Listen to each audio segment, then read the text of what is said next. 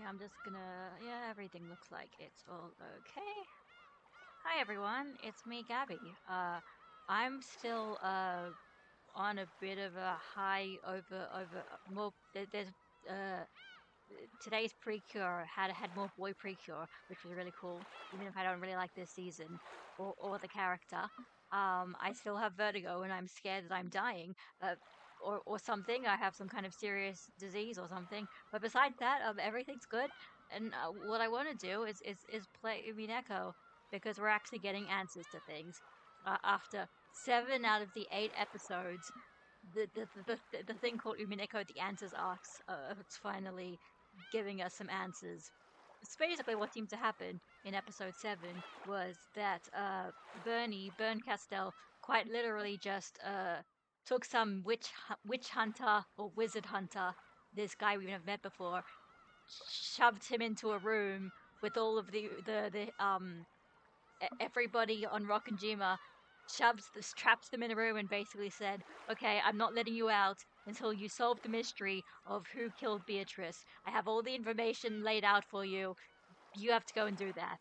And he is being assisted by uh, Ushiromiya Leon, who is like the what if version of the baby that Natsuki thinks that she's responsible of killing. What if that baby survived? I guess. Uh, so yeah, and it actually seems like we've actually learned a few new things like already from just the first hour of the hour and a half or so of the episode. Like that the Beatrice who exactly previously on Umineko exactly, like for example the Beatrice that wrote that Rosa saw in her backstory, and she thought that and fell on the rocks and died, and she felt responsible for it. That was not Beatrice, but that was basically the child that Beatrice had with Kinzo. And basically, at some point, Kinzo started going a bit mad and believing that this child was Beatrice, like reincarnated. And that's why she believed that, and kind of, probably, didn't necessarily abuse her, but definitely did not treat her the way that you should treat a human being. But anyway, so that's that explains that whole situation. That wasn't Beatrice. He just thought it was, and through the power of magic. Um, and the other thing is that yeah, Beatrice is a real person. She has a last name, and he met her apparently at some point during World War II. And when we last left off, basically, he was recounting. Kinzo was recounting his World War II story, where he was on Rokkenjima because they had a sub they had a cave there. And they were going to build a submarine base, but it was the end of the war and they were running out of submarines, so they just kind of sat there and didn't really do anything. So at this point, we have not seen how Beatrice comes into this story, but we will see. No, wait, no, not start. I have to press load. I make this mistake sometimes.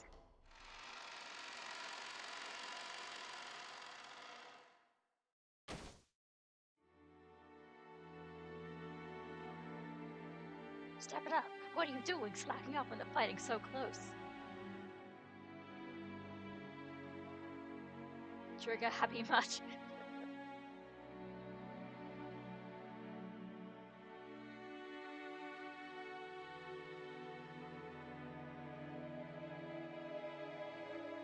Fighting's close, is it? Do you really think the American troops are likely to show up on this forgotten island? Then let them come right now. That's what I've been waiting for all this time. What's that cowardly look you're wearing? Is this how afraid you are of death? Are you so scared of those Americans?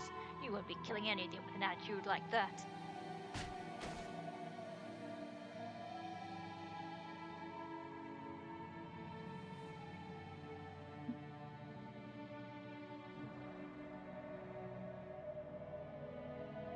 Entrapped by an insurmountable hopelessness, humans tend to rely on several other emotions to escape their fear. For these young, inexperienced soldiers, anger was a very convenient emotion to fall back upon. Oh yeah, last night I just started talking history, I guess, and politics and World War II. Anger is the wine they use to paralyze their fear. It made them chant, "Damn the British, damn the Americans," and they swung their bamboo spears around and called it drilling. The more wine you drink, the more you need to drink to get drunk. Yukista's anger continued to pile up day after day without pause. Probably sleep so nicely for a little bit. Yeah, of course. Like, I mean, I tried to do a little bit earlier than usual, I guess, but, I was like, I was watching Precure this morning, and there was a boy Precure, and I got really hyped and really excited about it, so I didn't want to stream because I was still excited over that. I did not fear death, so I had no need of the wine called anger.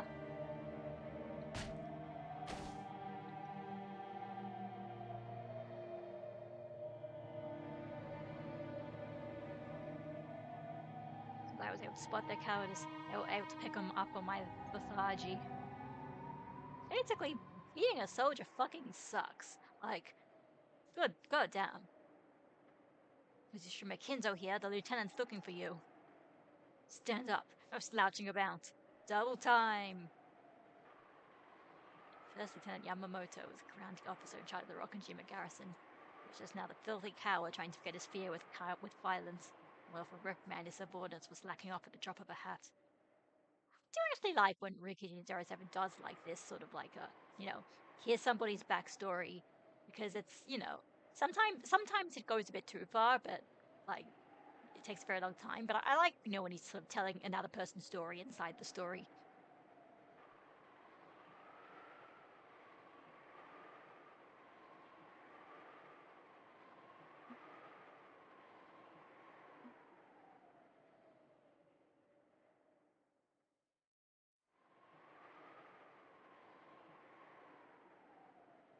Now, the construction project on this island has been suspended indefinitely. There's no longer any use for an engineer like me. So why did the lieutenant ask to see me specifically? At that moment, I couldn't think of anything. Ah, Ushiromiya, I hear you're good with foreign languages. Is that true? I'm proficient in both English and Chinese, sir.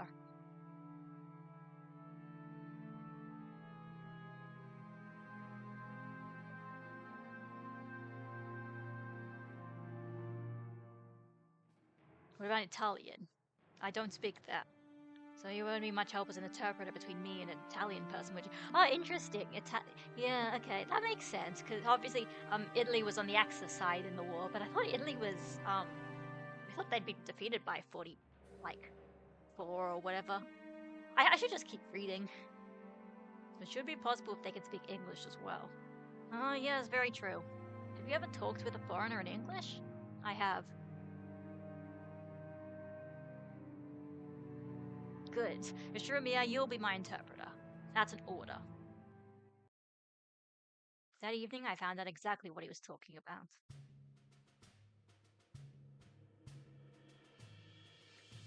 Cave! Ooh, new music.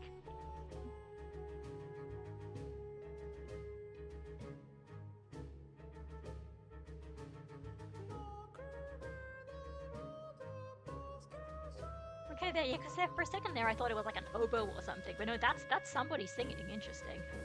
The point in a submarine dock in the cabin that had never been used is now being approached slowly by a submarine of the Italian Navy. Of course, I knew the Italians were our allies, but this is the first time I see anything from their military with my own eyes. What was the Italian Navy doing here? Didn't Italy surrender in 1943? Yeah, exactly. I remember this. What's going on? It was the Kingdom of Italy that surrendered. However, those who couldn't accept that surrender joined Mussolini and formed the RSI, so they could continue fighting. The RSI? Repetitive stress injury? No, wrong RSI. The RSI? The Italian Social Republic. I just realized Dante and Beatrice of Dante's Inferno were Italian. Never made that connection before. Oh yeah, it's like Dante, like the author, like Dante Alighieri or something like that. Hang on, I'm gonna turn the light on. It's getting a bit dark.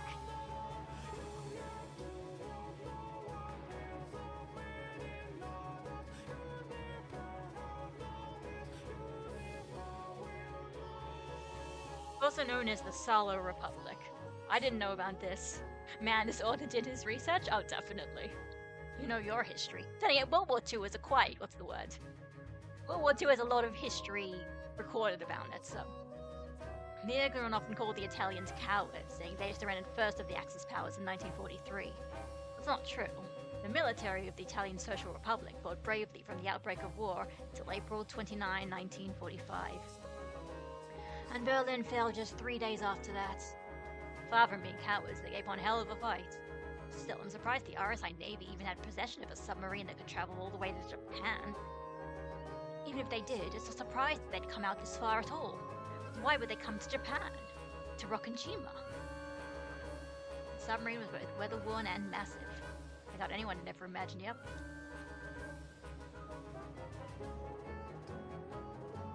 Never seen the Italian military before. I heard a mine or some accident trashed their sub. From what I heard, it sounds like their ventilator broke down and the cabin got packed with chlorine gas. Oh, that's not good.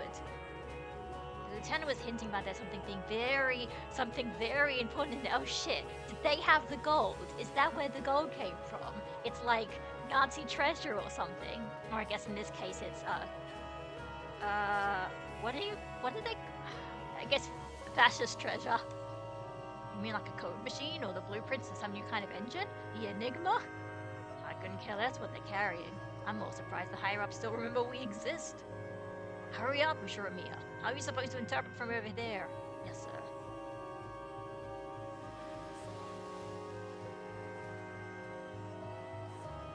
Probably meant that all of the commissioned officers in charge had died in the accident that had fallen in the sub. Yeah, chlorine gas does kill people. Crew members crawled out of the hatch one by one, but they all looked pale and entirely worn out. I'm not sure how long ago the accident happened. Being crammed together in a tiny sub filled with chlorine, yeah, it can't be good for your health. Not only are the ventilators broken, but traveling around carelessly on the surface of the water around Japan these days would be foolish. It had been like a trip inside a can of poison gas. Yeah. Oh, jeez. Ushiramiya, ask him who the captain is. Tell them that I'm in charge of this island. Welcome to Japan. Do any of you speak English? The crew members seemed to understand I was speaking English, but looks like none could speak it. Eventually someone who seemed to be dressed as an officer saluted. Welcome to Japan. Are you the captain? I cannot speak English. Wait, hang on. How do I do that with an Italian accent? I cannot speak English. Please wait.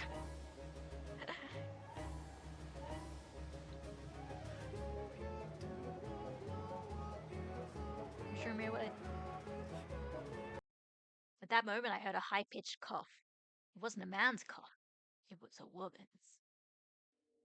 Oh, I was gonna say, Beatrice without her dress and a new outfit? Here we go. I speak English. As she came down from the hatch, a woman with beautiful golden hair said this in English. In this filthy cabin, the appearance of one as beautiful as she seemed like an angel was descending upon us. Welcome to Japan. Is the captain there? The captain is... okay, so now that I know, Beatrice has an Italian accent. What the fuck is an Italian accent? Besides Super Mario. The captain is dead. I guess I just do vaguely European. The captain is dead. That man over there is the only officer left. My condolences. Can we do anything to assist you?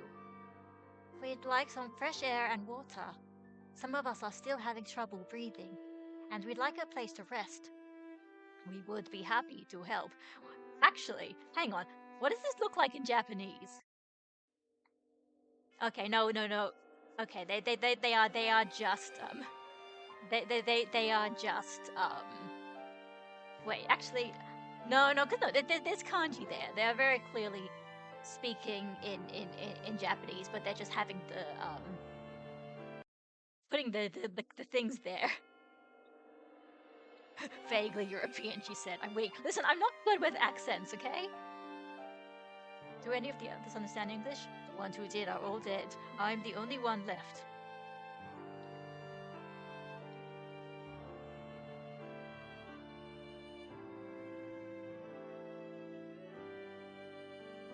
It was a mark of how divinely beautiful she was. Sir, it seems that she's the only one who understands English. She will act as their interpreter. Their captain is dead. That officer seems to be acting in his place. Who's that loud man who keeps yelling at you? Don't tell me he's your superior. Unfortunately, he is. He probably doesn't like seeing me have such a beautiful lady all to myself. Oh, I didn't expect flattery from an Asian. Your English is superb. I imagine you've been brought up very well, unlike that rude man who keeps on shouting.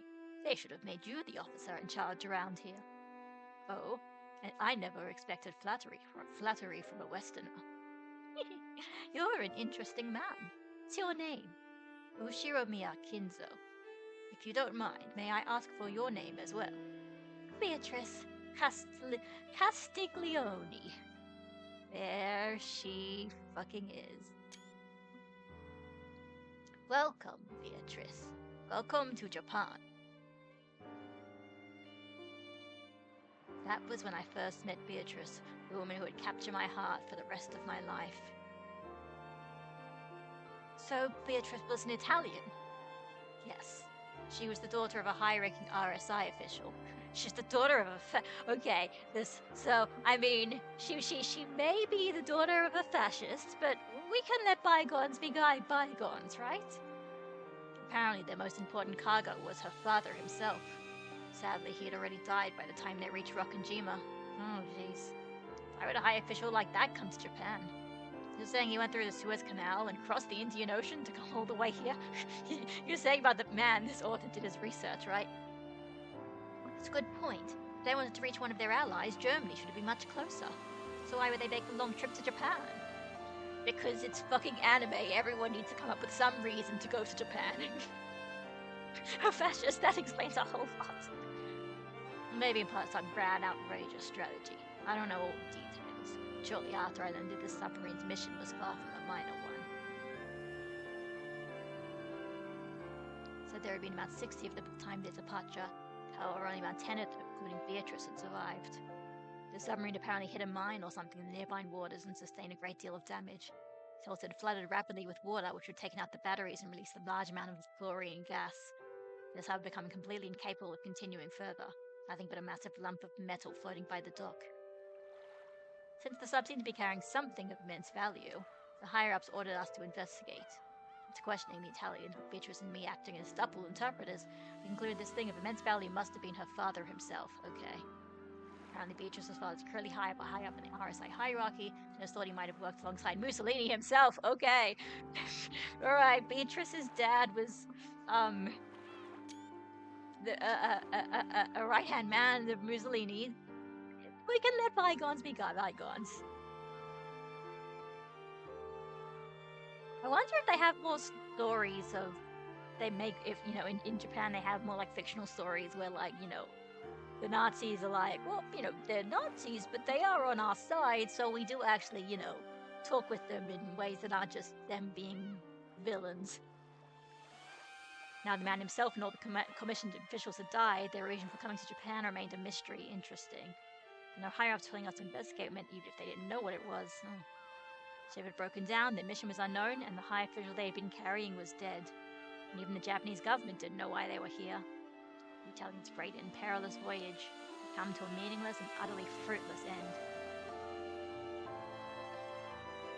Sad. That's a relief. I always assumed that Japan would smell like soy sauce. What a coincidence. I've always thought Italians had hair made of pasta. Of course we do.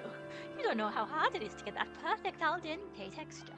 I imagine you Japanese all wear spaghetti al nero. I see you've done your homework. In Japan, we use squid ink instead of shampoo. You really are amazing, Kinzo. It seems you know everything. Have you ever been to Italy? Never. I have read a lot of books, though. An Asian man reading Italian books. Wow, what kinds of books? Niccolo Machiavelli, Dante Alighieri. There you go! Fucking there you go, guys. So I know, of course, that you're the eternal lady. Okay, there we go. Oh, is the Ishimi in the flashback the grandfather? Yeah. This is Kinzo. This is back during 1945 or 44, I think. So I think it's 44. And so yeah, obviously, the main story of Umineko takes place in 1986. So this was about 40 years ago.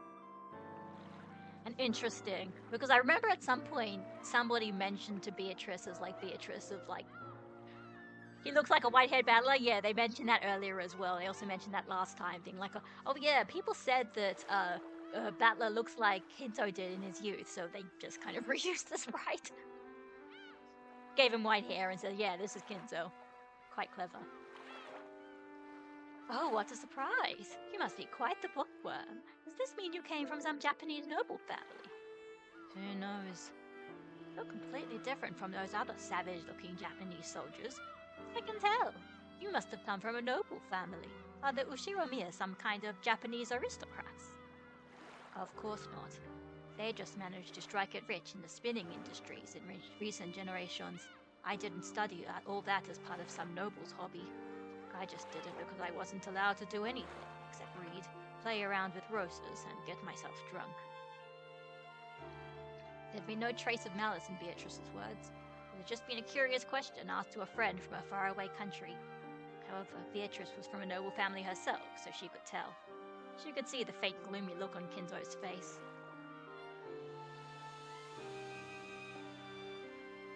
Forgive me, Kinzo. I didn't stop to consider why a high-class person like you would choose to take the position of a common soldier. I don't give a damn about my family line. When I die, the name Ushiromiya will have no hold on me. Then I'll finally be free. So, you joined the army because you wanted to die. You mustn't do that. Your family would be so sad. Family? I have no family. I have a wife for the sake of public appearances, and children.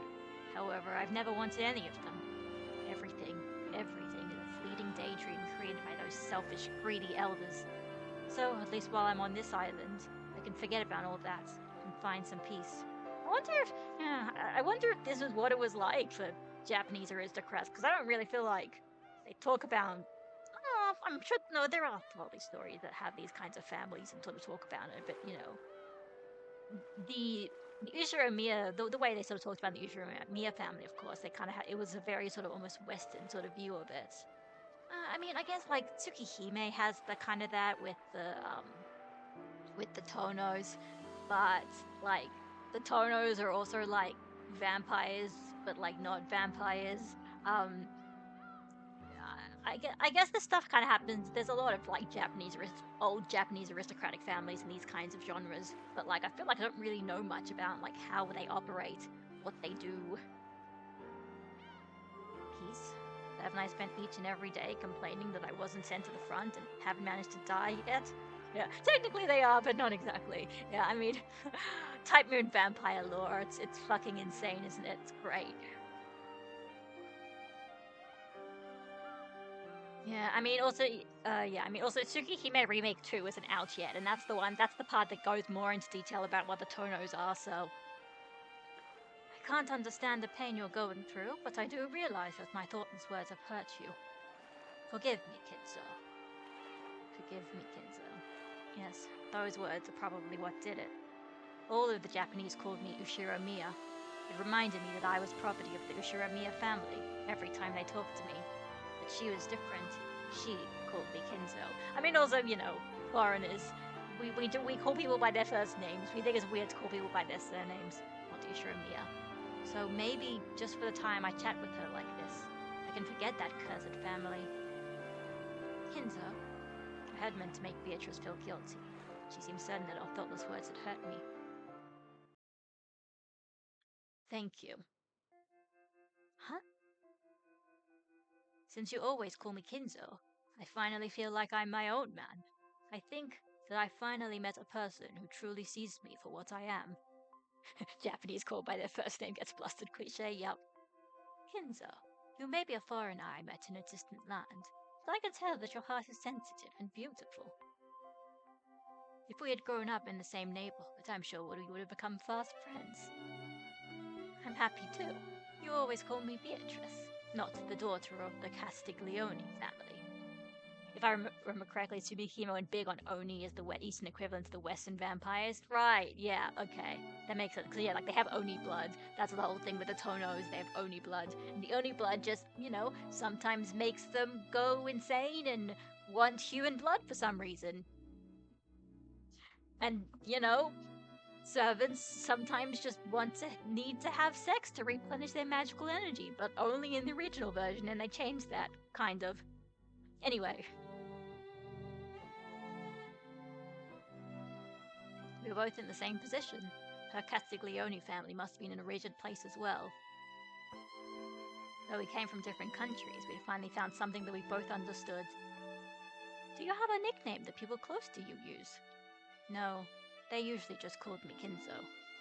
Well, then you should stop calling me Beatrice. All of my close friends used to call me Vice or Beast. I don't. Beast? Probably. I don't. Is that an actual Italian nickname, or is that just some shit that they made up? I'd like you to call me that too. Very well. From this point onwards, allow me to call you Beast as a sign of our friendship. Ah, come on. Don't be all stiff like that. We're already friends, okay? Bright smile stretched across Beatrice's face. No matter how many decades pass, that smile will never fade from my memory. So what happened to her? Did she like die young from all the chlorine poisoning? Because that would explain a lot. So by beating Beatrice, you managed to regain your sense of self. Or, as most people would thought it, he cheated on his wife. To be fair, it's the war. Like, men kind of cheated on their wives a lot because they weren't with their wives for sometimes several years. And so if there's a beautiful woman shows up, it's like oh well, I mean, I'm not going to be able to see I don't know if I'm even going to ever be able to see my wife again, so why don't I have sex with a nice lady? If you plan to continue being rude, I suggest you get in the habit of covering your butt. Speaking of cheating on your wife. So in your eyes, Grandfather, Rockinjima was always special because you first met Beatrice here. Indeed. If I had never come to this island, I never would have met her. It truly is an island of miracles.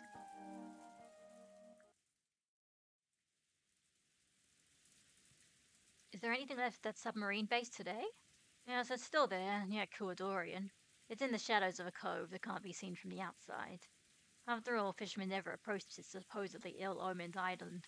It's unlikely that anyone besides me still knows of its existence. There's the 2-kilometer long underground passage between Kuradorian and the mansion, a remnant of that base. Probably Godzilla hiding there. That is correct. There was some nonsense about fortifying several locations across the island and connecting them with tunnels carved out of limestone caverns. I made use of that underground passage and built 2 mansions, one at each end of the island. 2 mansions, 2 families. The Ushiromiya family mansion, and the mansion for the Kinzo released from the shackles of his family. Correct. It was something I needed. Another place for me to escape the cursed name of Ushiromiya.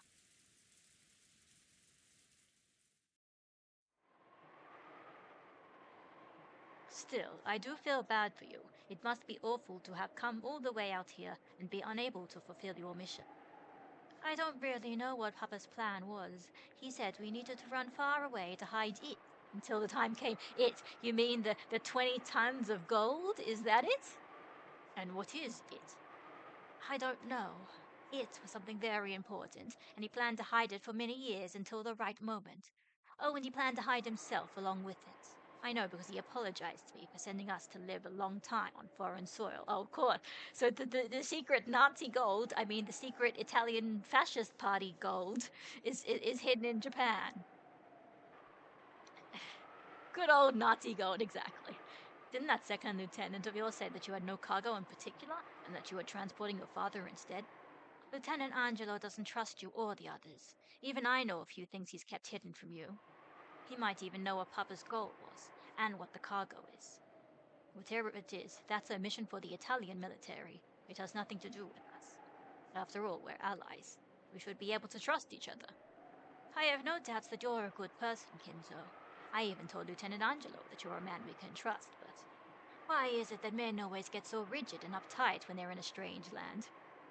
Probably gold that they stole from British, who sold it from either Africa or India. Could be, yeah, you're right. Actually, well, I mean, yeah. Now, see, the Nazi gold was probably the stuff that they stole from all of the Jews that they confiscated the property of before they, you know.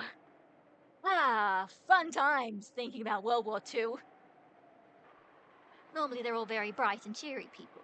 Ever since we came here, there's been this strange feeling of tension. Lieutenant Angelo has ordered that his subordinates be armed at all times. It's almost as though we're in enemy territory. That was true. Yep. That's normal for a soldier. This is precisely the time for them to straighten up their guard, so they don't embarrass themselves in front of a friendly army.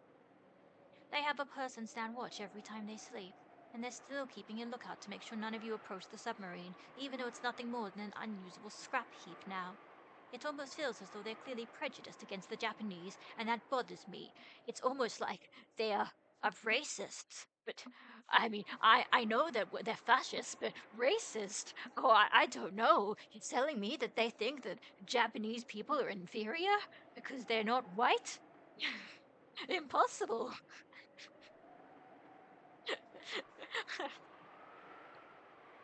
It's at a constant sentry by the submarine. Yep.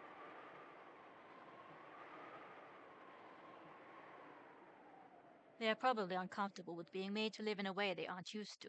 The bloke that's supposed to take you back to the mainland is still being delayed by weather and problems up the command chain. Just how long will it take before they can send you there? Okay, yep. And of course, the recent air raids, yep, they had no ships they could spare on a forgotten island like this, yep. Yeah, and then there's the racism. Maybe political issues as well. After all, the Italians' homeland already surrendered to the Allies. I didn't know the details. The only thing I knew for sure was that they'd been stuck in Rokajima for 2 whole weeks and no one had come to get them.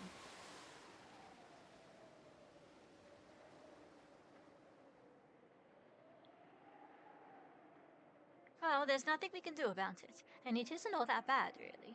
After all, if a boat did come for us, I'd probably never see you again, Kinzo. True.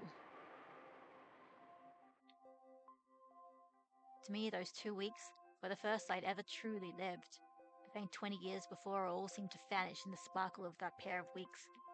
I realized that she'd have to leave this place eventually, and yet this single moment felt so rich and dazzling that I felt myself wishing it could last forever. Like wishing for a wish, wishing for a witch to just, like, get me stuck in a time loop or some shit.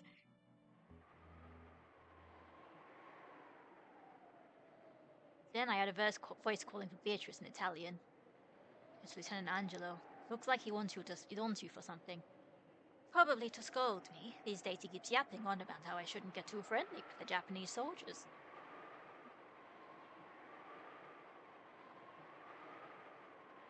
Lieutenant Angelo has something very important to say, so he wants to talk with your commanding officer. He wants your help with something. I don't know what. Something important. Got it. I'll go find Lieutenant Yamamoto. Yeah.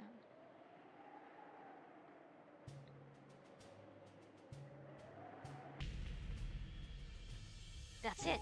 Lift it up. The winch creaked and the thick chains rang out with a dull clang. Very, very slowly. It was lifted out of the submarine cargo hold. The secret fascist gold. Now I get it. So this is why those Italians didn't want us near their sub. Unbelievable. So this is what Papa brought all this way. Incredible. I've never seen anything like this. Yeah, there it is. Yep, the 20 tons of gold. It was a mountain of gold ingots. Those carefully piled bars were being slowly lifted out of the cargo hold, one group after another. Like, man, you just know this is not going to be a happy ending, because how does Kinzo end up with the gold? What happens to everybody else on Rokajima? Oh, jeez. Yep, this gold had been their true cargo. I don't know where they were planning to take it. They might have been trying to sneak it into Japan, one of their allies. Or they might have been on their way to hide it in some remote area. Is it some sort of strategy? A conspiracy? Embezzlement? Top secret transportation of wealth? This incomprehensible amount of gold led to all sorts of dark suspicions. We didn't know anything about the truth. We were told the gold weighed probably 10 tons, sorry. 10 tons of gold? Yep. Yep. Submarine who could no longer make sea and was apparently continuing to take in water bit by bit. Rokajima had been outfitted and extremely up. We had no means of repairing it. There was no way we'd be able to lift it up once it had filled with water and sunk to the bottom. Yep. Now, transporting the gold away had clearly become an impossible goal, yet apparently decided unloading it. Yep. Why would they take so much gold out of the country? Couldn't they have changed the course of the war with this much wealth? Weapons change the course of war, but after the war they aren't useful for anything. Money can also change the course, as it remains just as valuable after the war, that's true. There's no longer any way to change the course of this war. The Axis power will probably all surrender, leading to an Allied victory. Anyone could tell that simply by looking at you. Yeah, I mean, it's true. And also, because obviously, yeah, even if you have gold, you also need somebody who's willing to trade that gold in for stuff that you can actually use to help the war effort. Like, yeah, you can't just make more weapons by throwing gold at people, because, like, you're obviously making as many weapons as you can, right? And all of the other allies and people who are allied with the allies are refusing to give you weapons, so makes sense. Gold does not lose its value after war. Yep.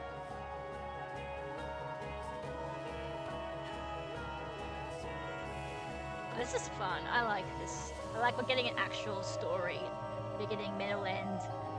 No weird metaphorical bullshit. And I like the metaphorical bullshit, but this is refreshing, you know?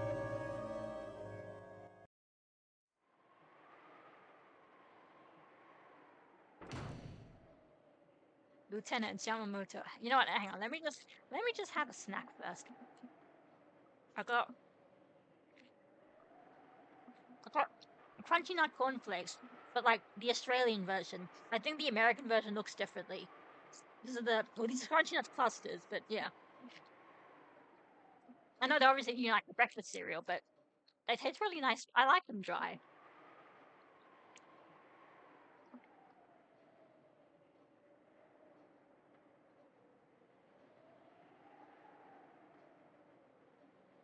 Eating ASMR.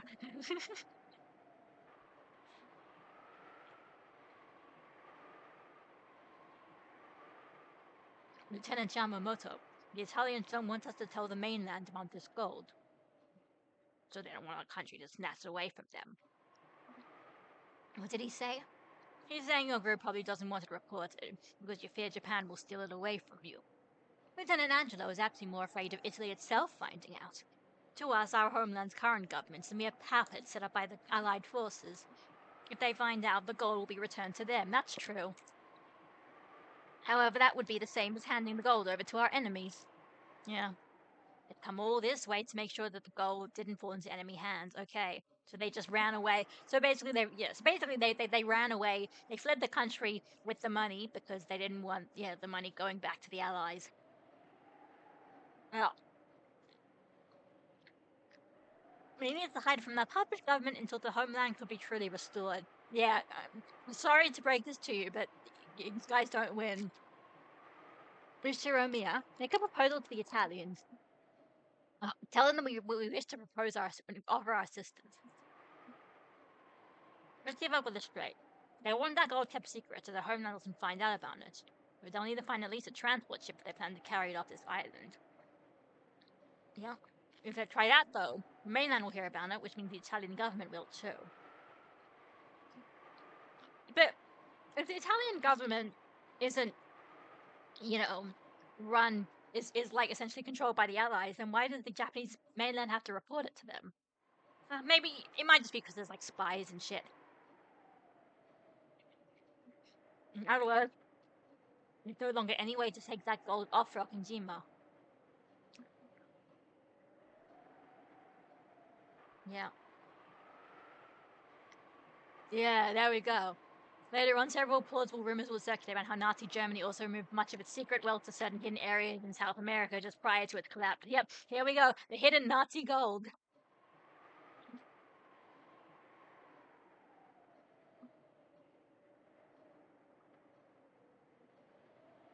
They mentioned an incident failure here in the Far East.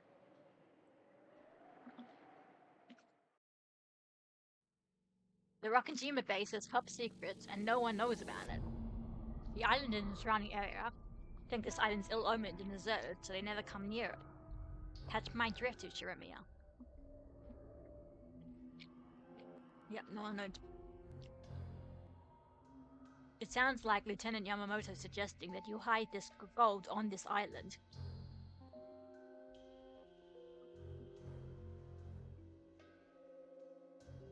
They didn't want to leave the gold for reconstructing their motherland in Asian hands, yeah, because of the racism. It's a fierce debate. Some say there's no other option, but others think we should remain loyal to our homeland no matter the cost. Lieutenant Angelo was stuck between a rock and a hard place. The final order given to them by the Golden Homeland was to hide the gold. But by now, there was no way for that order to be carried out successfully. Yeah. And I like all the sort of politics around this, right? It's fun. If the mainland or their own homeland found out, the gold would probably be confiscated by the wrong people from their point of view.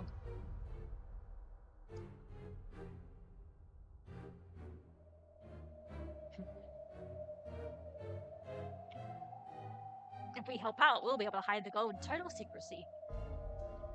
Fortunately, this abandoned tunnel that stretched all the way across the island. Yep.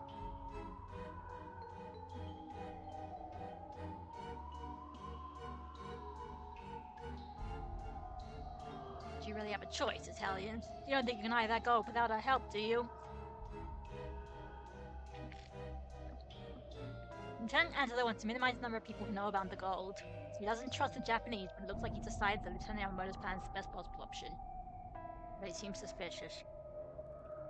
He's wondering whether they really intend to move a full 10 tons of gold and swear themselves to secrecy without any sort of compensation. Yeah, exactly. Be like, give me some of the gold, and then I won't tell anyone. Yeah, 50%. There we go. So you can't be. Hand over half the gold to us. With that as our work wages, we'll hide the other half nice and safe to them. I'm telling you to give us half of it.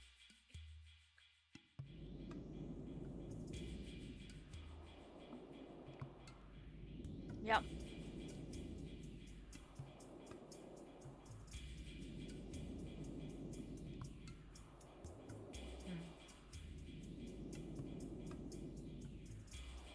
Of course, we aren't the only ones with leverage here. If the Italians decide to leave this to the outside, all the gold will probably be taken by Japan or Italy.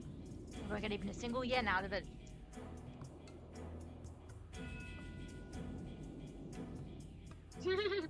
He's saying we should all be partners in the crime of embezzlement. By now, he's already moved on to speaking as an individual, not as a soldier. I don't believe it. So the gold has blinded him.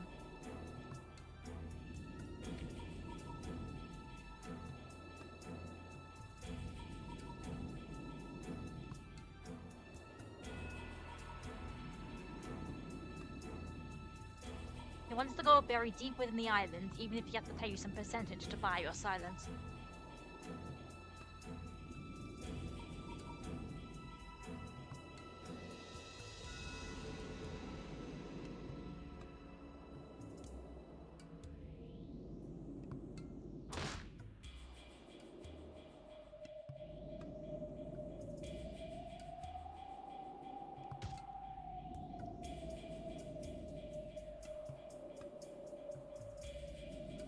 There we go.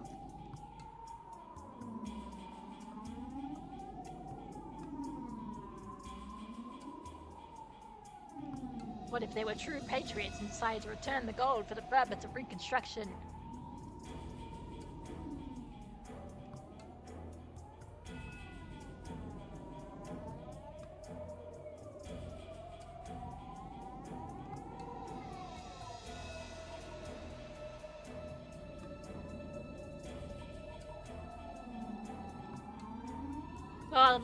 Like Hinzo and Beatrice gonna work together and like murder everybody, and that's how I get the gold? I don't know.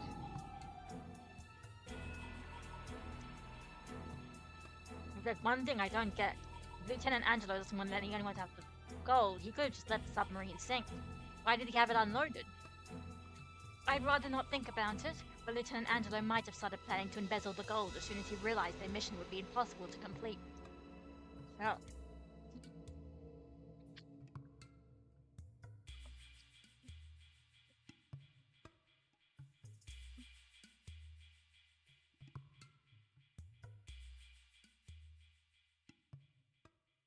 Everyone's mixing up their true feelings with how they want to be seen, and they can't seem to make up their minds.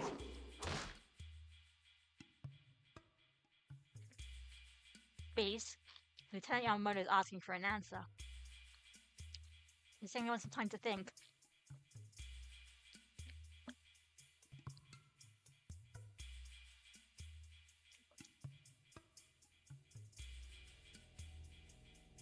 Just let them talk over it all they want, but they better not take too long. If we're gonna hide gold, that'll take time and effort. Make your decision before noon tomorrow. That's all, Italians.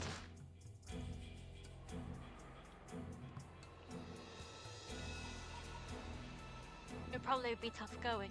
It seems Lieutenant Angelo is willing to consider splitting it, but his subordinates and the others will probably oppose that. All of them have lost close friends on their voyage to the Far East. Our permanent desires to do their duty for our homeland. They refuse Lieutenant Yamamoto's proposal. Even if they do, the gold will just fall into someone else's hands. If nothing is going to be left anyway, Lieutenant Angelo suggests that they at least sneak one ingot back with them, and some of the others seem to agree, but men always get carried away at times like this. Even I can't guess what they'll do.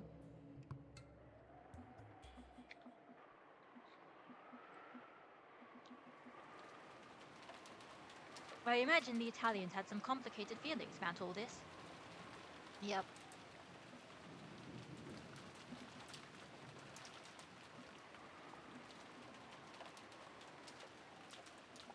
Country they felt obligated to serve are already full, and that alone destroyed the significance of their journey. Not a happy story for them. If it's bound to be meaningless anyway, wouldn't keeping hold of even just a few ingots be better than nothing? Sure, if you want to calculate straight up profit and loss, but men aren't like that.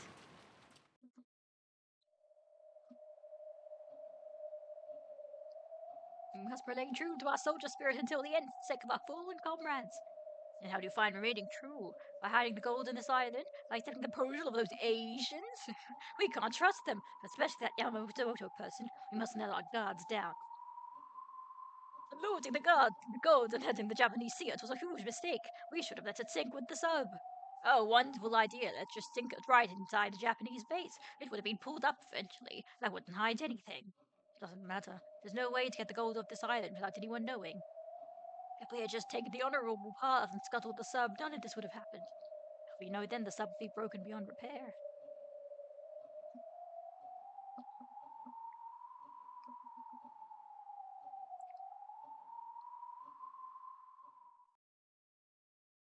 Lieutenant Angelo, if the Japanese prove to be less than amicable, we need to be prepared to take extreme measures. And what do you mean by extreme measures, Corporal? Here we go. The Japanese here are pushovers. They're all cowards with no battle experience. And we're the elite. We know the layout of almost the entire base, along with the number of Japanese troops and how they're managed. Arranged, if Lieutenant Angelo gives the order, we should be able to subdue them quickly. Only a few of them, Yamamoto included, look like fighters. The rest are just laborers attached to the military. Yep. It may look like they have the advantage of numbers, but we have the greater military force. If we kill the Japanese, what exactly are we going to say when the boat comes to pick us up? You really think that'll work? There should be plenty of ways to work it, as long as the corpses aren't found. Lieutenant Angelo, it'll be easy to subdue this base. If we kill Yamamoto and a few strong fighters, the laborers will probably surrender easily. Here we go. Let's do it. If we kill them all, no one will know about the gold. Granata? Oh, grenade! Granata! Yeah, I didn't write that. That's Italian for grenade, isn't it?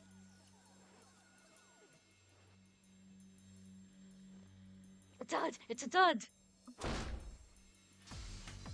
Oh, here we go. The Japanese go first. Oh, here we go. Damn it, it's a dud. Kill the Italians. Kill the Italians. Return fire. Fire at will.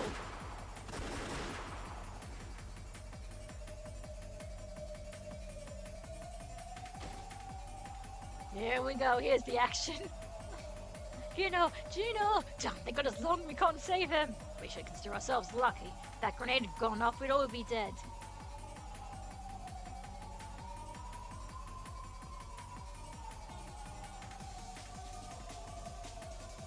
Fucking was their island. If they killed all the Italians, then a half. But all of the gold will go to the Japanese. There's a chance the grenade might go off late. The Italians rushed out the corridor.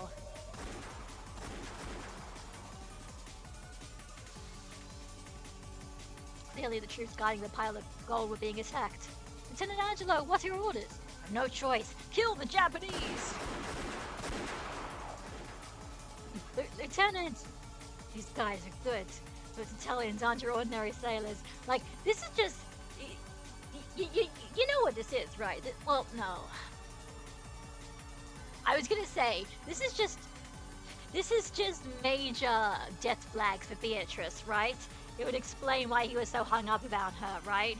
Beatrice dies in the crossfire accidentally, because obviously nobody wants to kill Beatrice, or maybe they do. You know, she gets killed accidentally. Maybe she tries to protect Kinzo and she dies first. And then she's like, oh, by the way, Kinzo, I'm pregnant. I don't know who the dad is or whatever. So take the baby, or whatever. So he comes back with a baby he has to hide in a secret mansion. And anyway, let's keep going. I see. They needed men good enough to guard that gold after all. We have the numbers. Keep your cool, surround them and kill them. Let's hunt some Italians.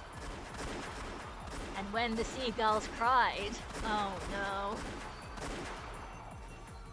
As soon as I heard the sound of repeated gunfire, I knew that something, which had been smoldering since the time the gold was unloaded, had finally burst. The eyes of our soldiers knew that gold hadn't been normal. As those eyes had been entranced by demons. The Italians had been pushed to the limit by the heavy burden they bore. Who wouldn't have snapped up to being trapped in a distant land where you can't understand the language or the writing?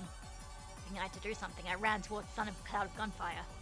Looking back on it, that was an extremely stupid thing to do. That sound meant there were people shooting at each other, people killing each other, and yet unarmed as I was, I dashed towards the sound as though I was trying to mediate some schoolyard fight. It didn't take long before I learned how foolish and naive that was in the heat of battle.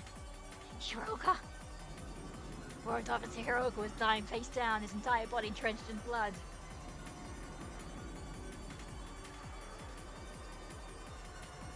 Could possibly be save a man who had been shot this many times in the chest. I looked into the room he must have crawled out of. I saw 2 more blood-stained Japanese corpses. Actually, have I even looked at... No, okay, no, the backstory characters are not on the character sheet, okay. But good to know. Come to think of it, that was the first time I had ever faced death in my life. The entire world was at war, even though millions were dying both east and west. This was the first time I'd messed with a person's death directly. Ridiculous. Didn't I join the army hoping to die? Didn't I whine about not being sent to the front lines?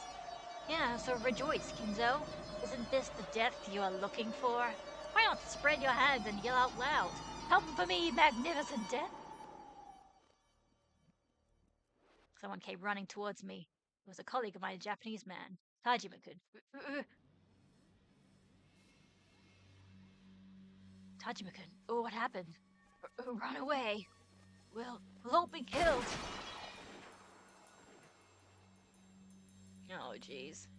Tajima-kun. Run. Nikeo.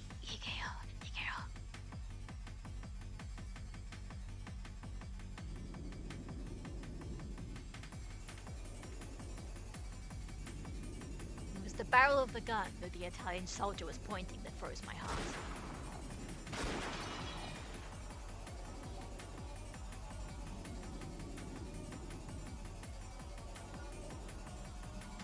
I've been, can I still not understand the scene in front of me?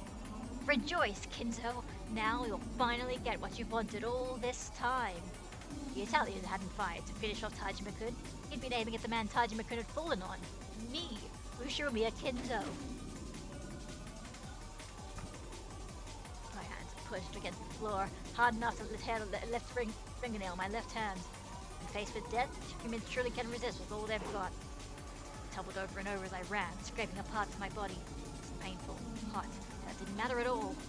I heard the yelling Italian come from behind me over and over again. It felt like they were running, chasing after me. I didn't want to look back, so I kept on running and running, but the Italians were right behind me. This is death. Didn't you want to die? No, I don't want to die. Why didn't I want to die so badly? Now I know. I know how wonderful it is to be alive. She taught me. Feist did. did. I can only be free when I talk with her. No, by talking with her, I finally came alive for the first time. I was born. I want to live. I want to live. I want to live. I want to live. I don't want to die. I want to live and see her right now. If I don't see her, I'll die. I'll be killed. Stay cool, Kinzo. She might be killed too. If you live and she dies, you might as well be dead.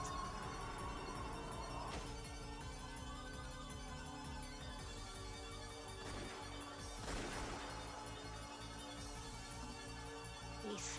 Are you? Okay. I'll find her and take her to a safe place.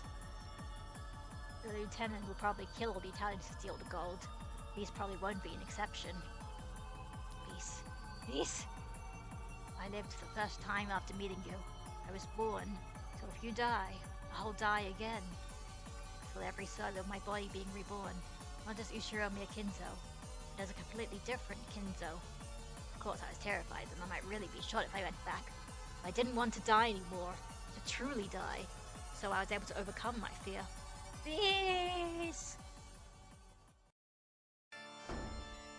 Rubens, what on earth is going on? What is all this? There's no need for you to know. Just stay hidden there. Don't come out until one of your fellow countrymen calls you. So, yeah. Yellow monkeys! Oh god, the racists.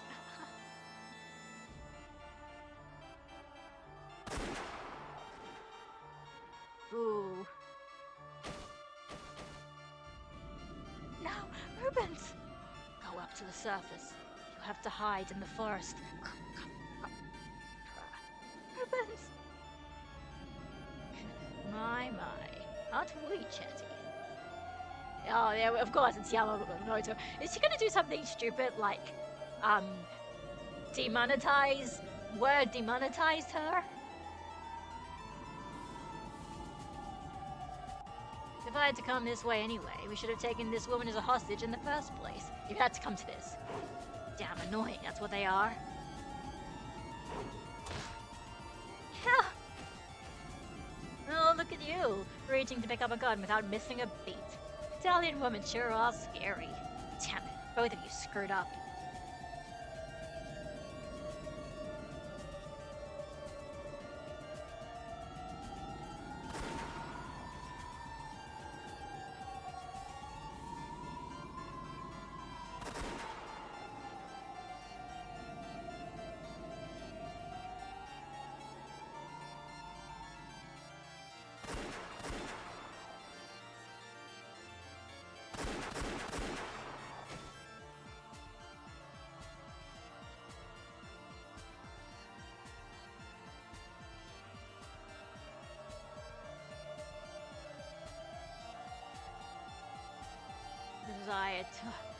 At first, it had probably been a proper gunfight. However, as their minds began to grow weary and numb, it evolved into that most basic cause of wars throughout humanity: desire to kill all foreigners you don't understand.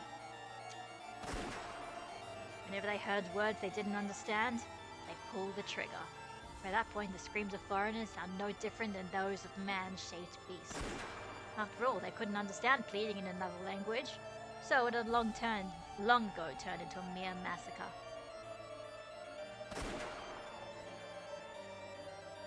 This was when it felt, oh, anyone had died, and you could hear the desolate sound of the wind blowing through the caves. There'd be a sudden scream. Oh, jeez.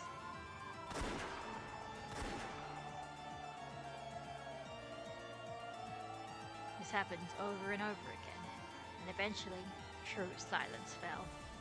It marked the pitiful end for those led astray by gold.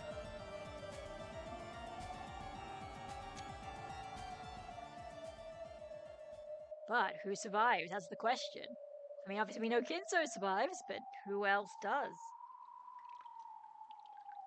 Literally, of the Italian soldiers, Angela would manage to survive somehow.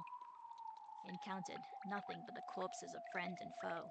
All was quiet once more in the base. If he was careless enough to call out, he might be shot from the shadows somewhere.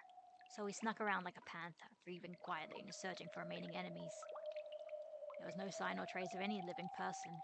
Maybe all of the people in this base had died. Damn Japanese. Japanese struck first, but at the time we were also talking about killing them. They simply made the first move as military men, so perhaps we should be grateful for this day.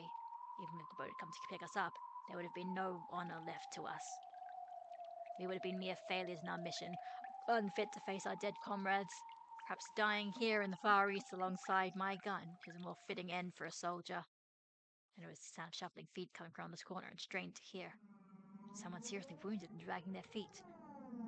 Noticing them before they noticed me greatly helped my chances. Sage, there's no point in taking prisoners. We must dispose of all the Japanese. Dash round the corner, quickly check to see who they are, and shoot it for the Japanese person. Nothing more.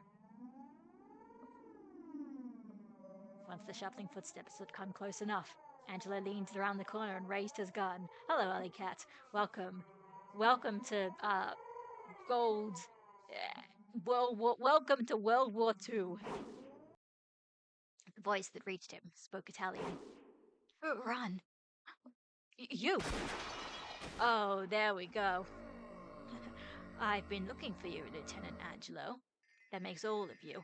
I've been counting Italian. Oh, I see. He used Beatrice as a hostage, so he's like, oh, look, I heard. Yep. I've been counting Italian corpses, you see. Lieutenant Angelo, are you okay? Yamamoto's accuracy with a gun wasn't particularly stellar. However, Angelo had waited until they were fairly close before jumping out, so Yamamoto had made the shot. He'd managed to hit, even with a short-barreled handgun in one hand and a woman as hostage in the other. Really though, our Okajima garrison was pathetic. Am I the only one who's not dead? Crash, all of them. Can't you fight without using woman as a shield, you brute?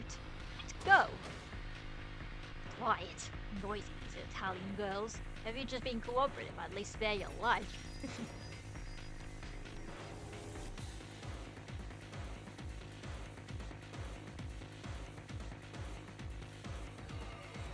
By this point, he wouldn't be able to keep the entire pile of gold, but he should be able to grab as many as he could carry.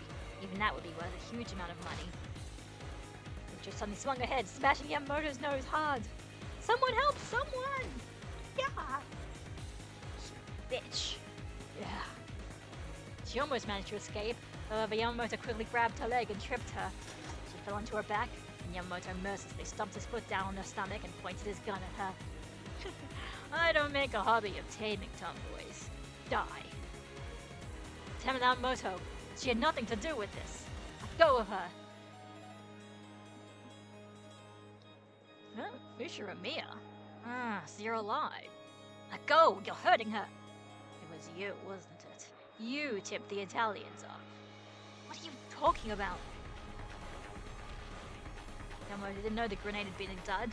He'd been sure the surprise attack would work, but it hadn't. So he'd assumed Kinzo must have tipped them off, yep. It's your fault the surprise attack failed and we're stuck like this. You turncoat, traitor to your country.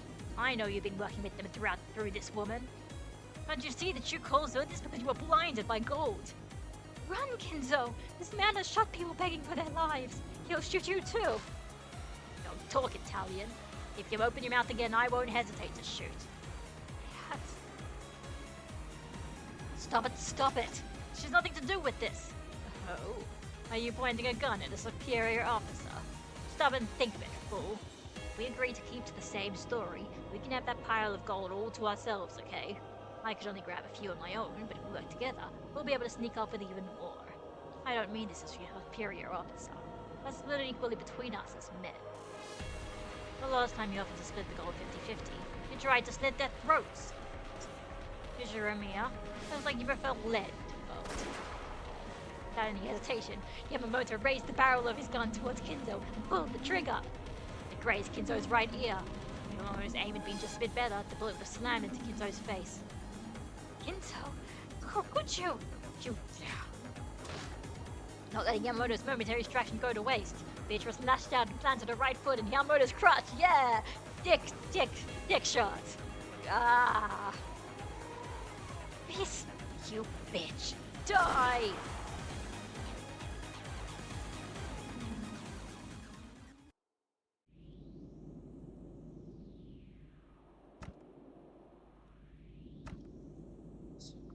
You. Blood splash poured out of Yamamoto's chest. Yeah, I knew. I'm like, when you hear this like slow pause, blood drop is like, no, it's not Beatrice. Yamamoto who got shot. Just as you took so many lives for your own personal reasons, I'll take your life for mine.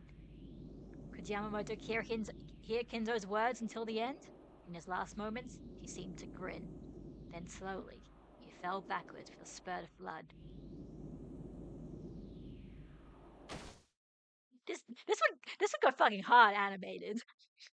Kinzo, are you okay? I was sure you'd been shot. Uh, uh, Please, are you hurt? My ribs are hurting. That bridge really was stumping them hard. Will you be okay? I hope they aren't broken. Italian women don't break so easily. But thanks. I owe you my life. If you hadn't come, it would have all ended there. I would have shown no mercy. Her ribs are probably cracked. We didn't have the option of waiting possibly for several days for the ship that was coming. I made the decision to carry her away from the island. The man who kept yelling about preserving the secrecy of the base is lying there dead. Next island over, Nijima is close.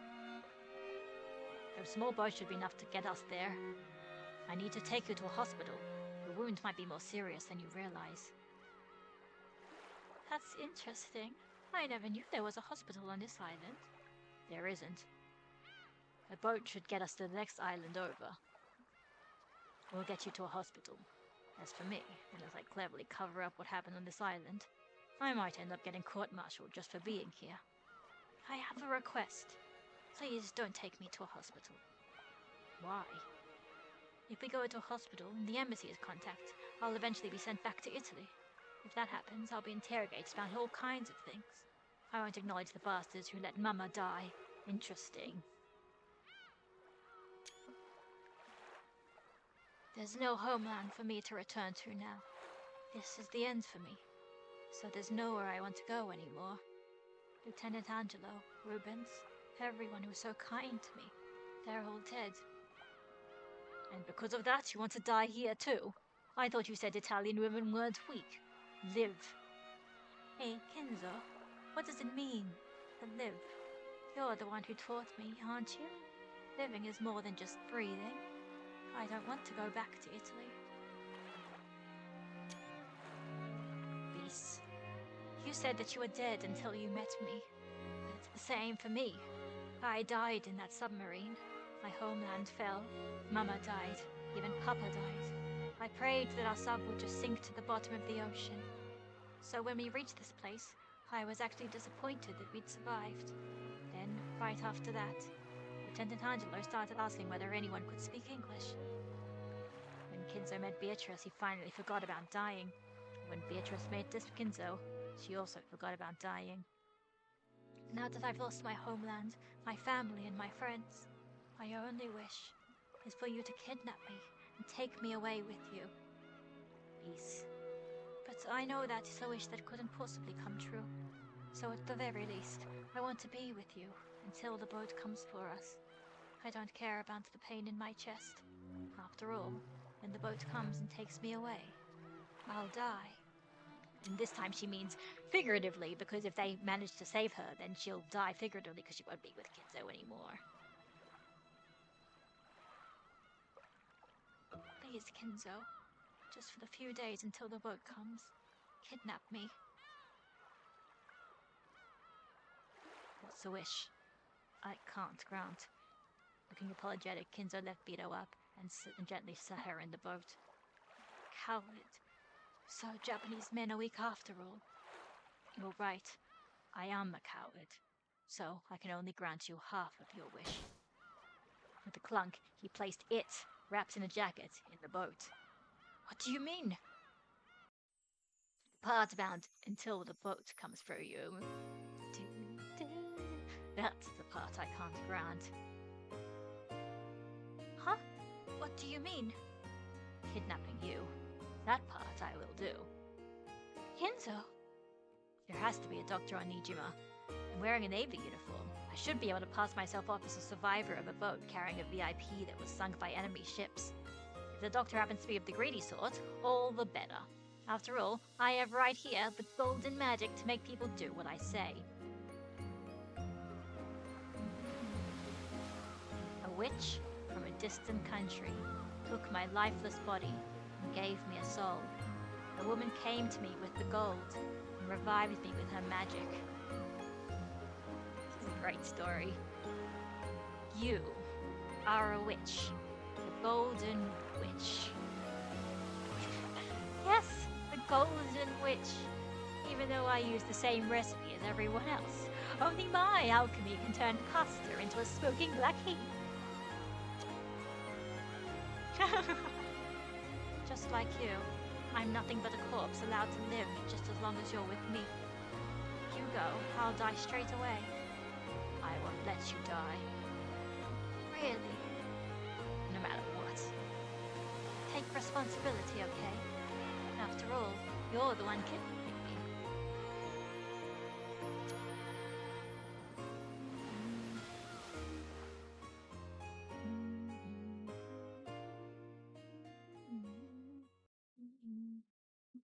It's a great time to pop out the old music. I see. So Kinzo-san told you that much. Then, wait, it was you? Oh shit! You're the Nijima doctor who grandfather took Beatrice to see? Oh shit, everything's coming together! Why so shocked? It should have leapt to the mind ever since the word Nijima doctor. All of a sudden, a soldier of the Navy appeared along with a foreign woman. Of course, I was astounded.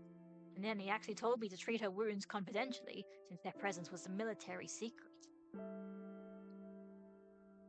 Was that the first time you met grandfather? Yes, that was when we first met. So you're the greedy doctor who followed orders for the sake of gold. That's a bit harsh. He suddenly brought in a foreign woman patient, explained to me this was a military secret, promised he'd pay the medical fees later, and handed me a gold ingot as collateral. I didn't want to get involved with any funny business. I was reluctant to say the least. I see your point, but in the end you did conceal Beatrice, didn't you? I may not be as skilled as Kinzo, but I do have some familiarity with English. I managed to overhear part of their conversation, and that was enough to convince me that they were not troublesome people. Of course, if I were to say that the ingot didn't tempt me, that would be a lie. I was much younger then, you see. What happened to her next? I treated her for some time before a messenger from the Ushiramiya family came and said that she would be moved to Odawara. They took her away. So grandfather didn't come to get her himself. Regardless of how Kinzo explained away the incident on Rokkanjima, he probably wouldn't be able to move around freely for some time afterwards. Precisely. Kinzo-san said deceiving the military was the greatest challenge of his life. So Beatrice went to Odawara, and then what?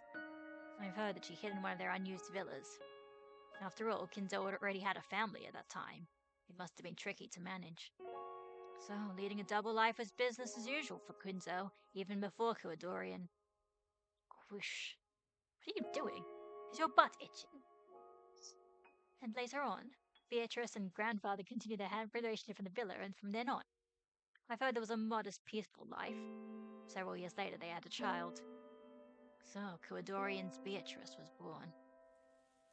The birth didn't go well. There we go. Yeah, it was truly a sad tale. You don't mean she died? Yeah, of course, she died in... Yeah, it's the classic anime trope, dying in childbirth. Don't be surprised. Kinzo believed his daughter was Beatrice reborn.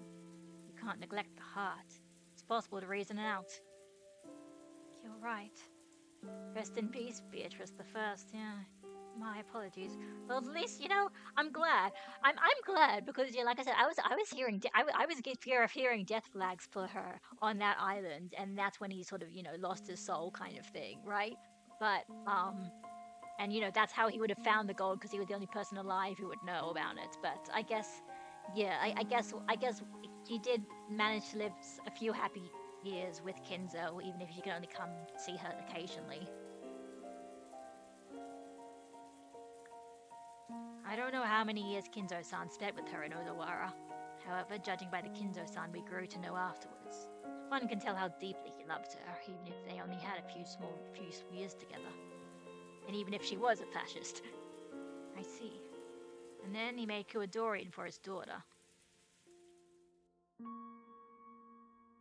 Kinzo-san cleverly made use of the submarine's gold to build up fortune in a flash. Then he made use of his considerable skills in English to make connections with the DHQ, becoming immensely wealthy in a short span of time. There's no need to explain this part to you, Leon's son. Yes, he used that vast wealth, bought Rokkenjima and built the mansion. The remaining relatives in Odawara scoffed at grandfather, thinking he was crazy to buy an entire deserted island. If you could carry 10 tons of gold around in your pocket, Kinzo probably wouldn't afford Rokkenjima. He hid the gold somewhere in Rokkenjima, built up a fortune with the ingots he'd taken out of it, and then bought up the whole treasure island. Exactly. And that started the legend of the Ushiromiya gold. What about the mark of the one-winged eagle that was supposedly pressed into the ingots? The one-winged eagle, or more precisely, an eagle of which only one wing is visible. What do you mean? See it often in Europe, do you not? A crest or coat of arms with an eagle spreading its wings on it. The flag of the Sala Republic also had an eagle. Or was it a hawk? At any rate, it had some bird of that type emblazoned on it. So the imprint was made too lightly, or else it was poorly done. Oh shit, that's clever. So, yeah, this whole time, it was never the one-winged eagle gold, it was the Sala Republic gold. Correct. He used a rough wartime press. He was probably supposed to look like the crest of an eagle spreading its wings.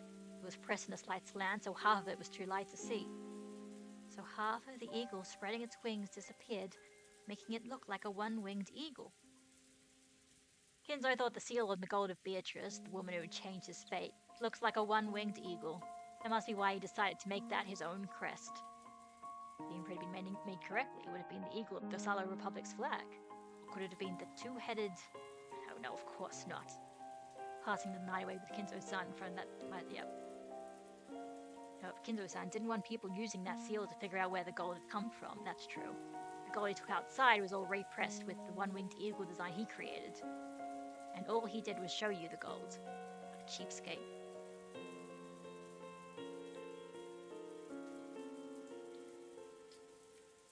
And you've been friends ever since?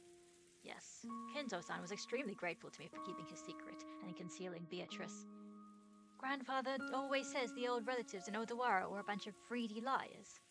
I'm sure he appreciates your strong sense of duty, Dr. Nanjo. I think I understand why a person like grandfather came to trust you. I also had some interest in foreign countries, as well as a hobby of playing chess. Also, sometimes there's a fucking murder mystery and we all get murdered horribly. What has this got to do with this again? Kendo-san and I have gotten along well ever since. It was a friendship that built up gradually, but grew strong before we knew it. Yes, we have been friends for a very long time.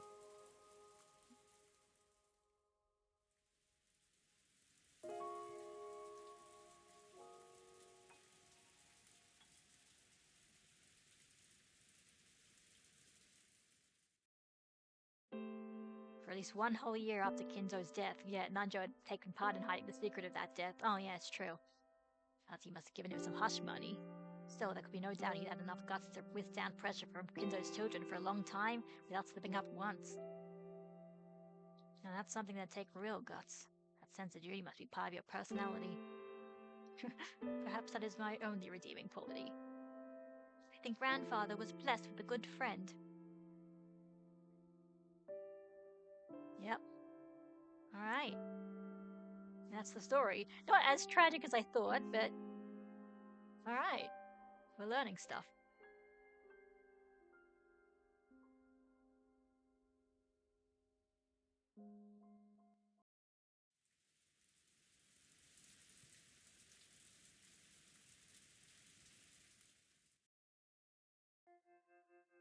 I think I've learned just how much the woman called Beatrice influenced grandfather's life. We haven't learned anything.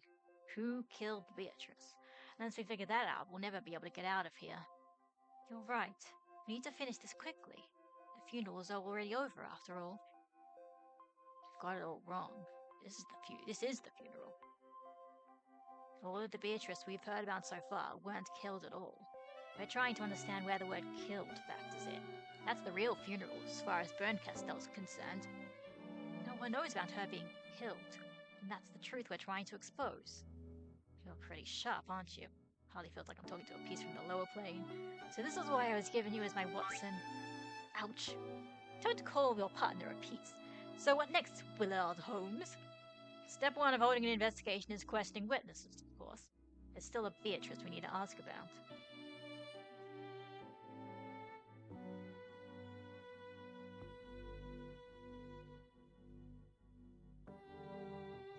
Beatrice sounds pretty incredible.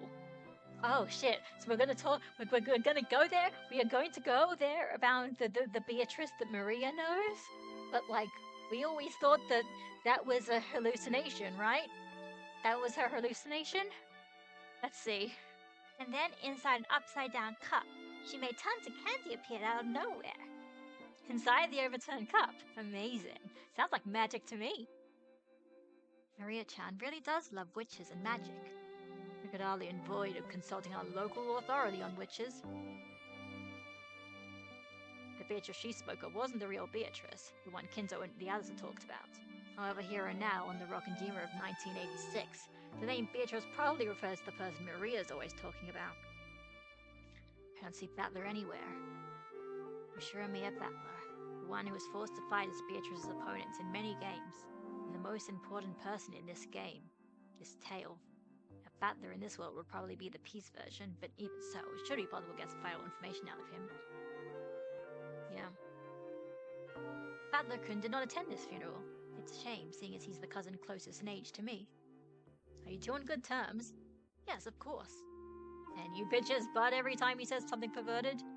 Oh, how did you know? Did your detective instincts tell you that? Poor guy. Bernkastel said that everything we needed was gathered here. Since Battler isn't here, that probably means it's possible to find out, yep. Well, maybe she's intentionally hiding the core elements and making us take it a long way around. Yep. Since he isn't here, that probably means there's no need to hear his story for the time being. Let's talk to Maria and the others. I won't say anything perverted, so keep your hand off my ass. Then why not choose your words a bit more carefully? Ah, it's our successor, Summer. Are you done babysitting the old geezer? Yeah.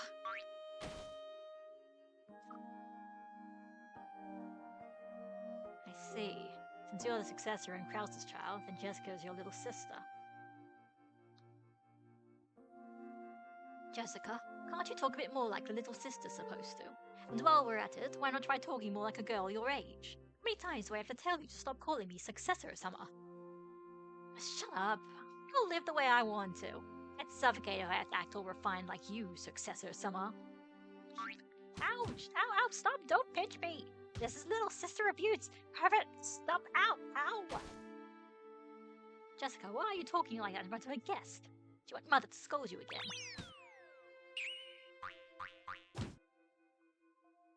Looks like those two are close, in their own special way.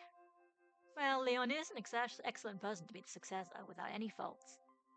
I guess I understand how Jessica-chan feels. Leon might be a bit too perfect sometimes. She gets to go ahead to Leon no matter what she does. If Jessica-chan had been an award and only child, I'm sure she would have become a composed, quiet young lady. That's an interesting thought. Don't worry, that wouldn't be enough to change her personality. George-oni-chan, who is this person? This is the first time we've met, right? Yeah, I'm George, this is Maria. Call me Will. I'm investigating Beatrice. Please tell me what you know. Beatrice? Ooh. See? Beatrice exists.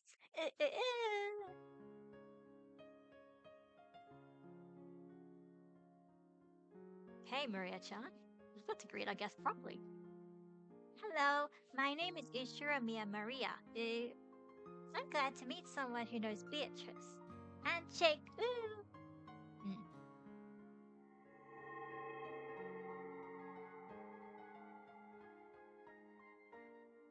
The theater-going propellant Bernkastel had given him had affected Maria.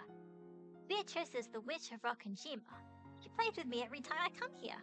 She's my best friend, and a fellow member of Mariage Sorcière. Ooh.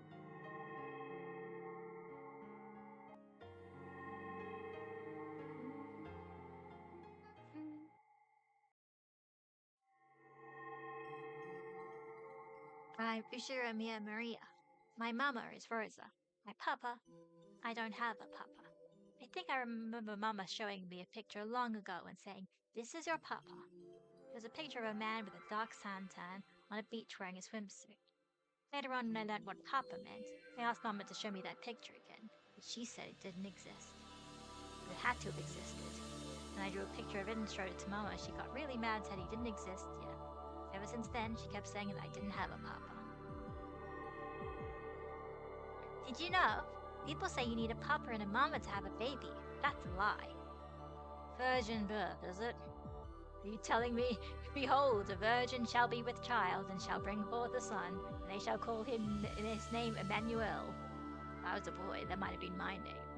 Wait, I thought this was like a Jesus thing, but who's Emmanuel? That sounds like, sounds like another. Wow, my biblical studies. I don't know. I'm actually got no idea where that one comes from. Oh, there we go. Book of Matthew, chapter 1, verse 20. Okay, that's why I don't know. It's New Testament. No, verse 23. Verse 20 is, but while he thought on these things, behold, the angel of the Lord appeared unto him in a dream, saying, Joseph, thou son of David, fear not to take unto thee Mary thy wife, for that which is conceived in her is of the Holy Ghost. So your father is the Holy Ghost. Everyone said that everyone has a papa. They said it was strange to not have a papa, that I was a weird, pitiful child. When I asked Mama, she said I didn't have a papa, that he didn't exist. She got mad and hit me, even though all I did was ask. So, I didn't really understand who gave birth to me. I was an immature and misplaced creature, not a proper human. I realized I was a strange, pitiful girl, different from everyone else. It doesn't matter who your parents are and what other people say. You are who you are. It must have been hard to teach that to a young, immature kid. My kindergarten teacher might have said that to me, yep. Those words couldn't answer the questions in my mind. And the book is what gave you the answers? A priest came to see me. The priest told me that I'm Jesus. It's probably some part of some lesson, okay.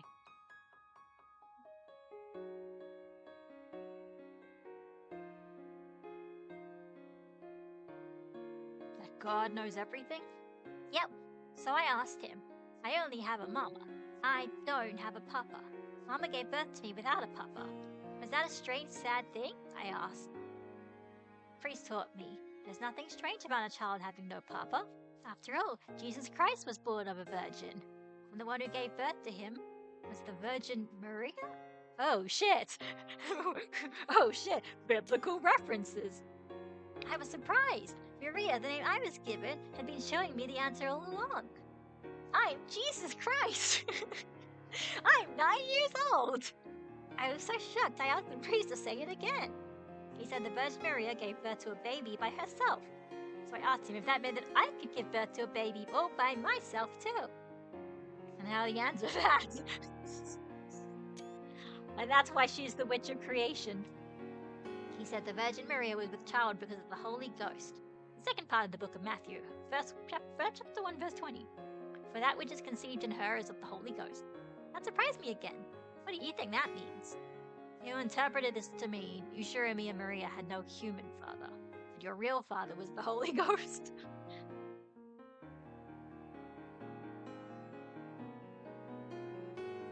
Once I realized that, I knew why I was different from all the other kids. The ones who made fun of me were all children of Joseph, but I alone was different. I wasn't worse than anyone else. I was a child of God, a child of the Holy Ghost. When I got back, I told Mama I had no papa. Mama gave birth to me thanks to the power of God. This is great. It's probably, yep.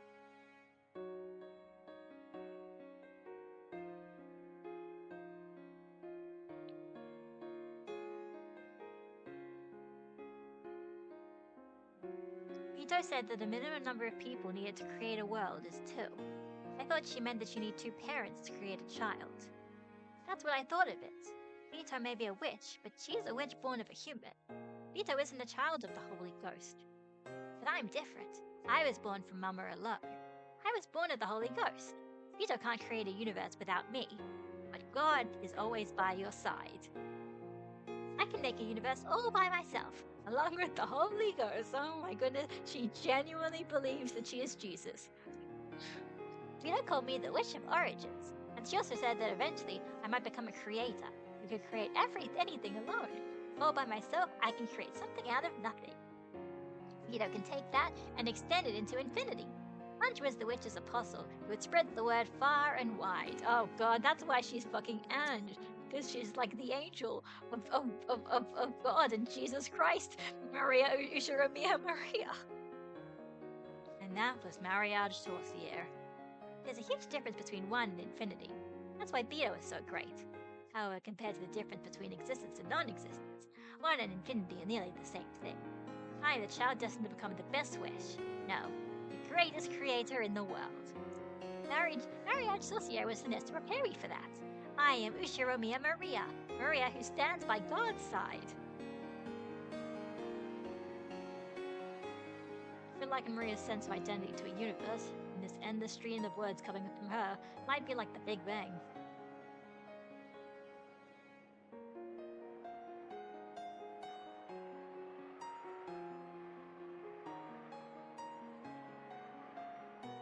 And then later on she went to Rokujima, met the Ethel Switch, called herself Beatrice. Yep.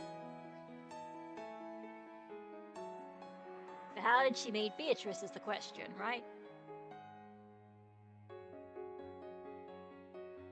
We're jumping around a bit too fast. Let's take things one at a time. Sure. Where do you want to start? After you decided that you were the child of the Holy Ghost, it's easy to imagine you gradually became more and more interested in the occult. And then what?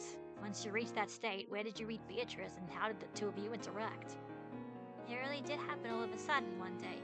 I wanted to meet the witch called Beatrice, who lived on Rokujima. I wanted to meet her as a fellow witch. At that time, you already knew you were a witch. I did. Even then, when it came to the Bible and the occult, I already knew as much as an adult. So even though I couldn't use magic, I believed I was a witch. It's a bit funny, isn't it? That's why I was only a witch apprentice. How did you meet Beatrice? I don't really remember when, but I do remember what it was like. It was really, really sudden. I have schizophrenia. I mean, what? Huh? So you are Ushiromiya Maria, I presume. I was drinking some milk tea all alone in the Rose Garden Arbor.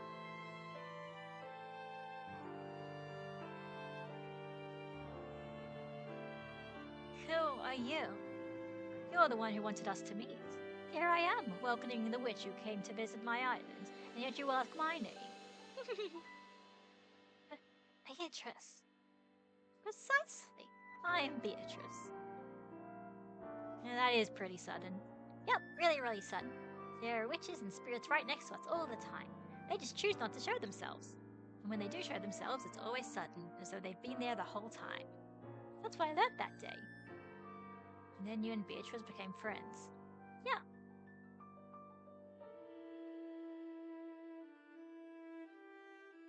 I don't like saying it, but my knowledge at least was better than hers back then. At first I thought she wasn't a very good witch. Well, that was just my conceit. There are so many different kinds of magical compendiums. Plus mine was based on self-study.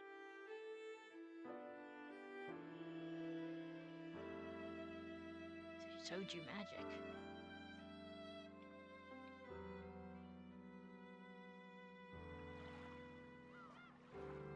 Very interesting. Maria, I see you have been quite diligent in your studies. At your age, to be capable of teaching a 1,000-year-old witch such as myself is truly an accomplishment worthy of admiration. So, what sort of magic can you use? Magic? If you call yourself a witch, you must be able to show me some kind of sort of magic, correct?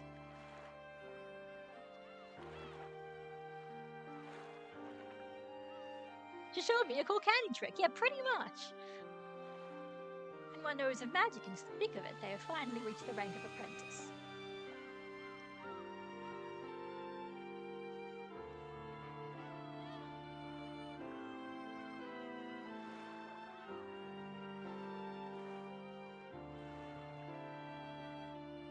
I want to see her magic!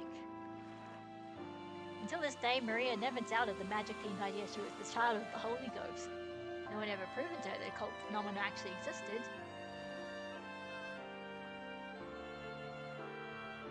Once I could have drawn a rainbow in the sky, transformed it into 7 colors of candy, and eaten them at my leisure. However, my power is weakened so much that I cannot even preserve my form to my satisfaction. You told me about that. Can't use your full power because of the shrine. It will take quite some time before my power returns. At this moment, I cannot turn rainbows to candy. However, perhaps I can show you a bit of that power with some simpler magic. I want to see your magic.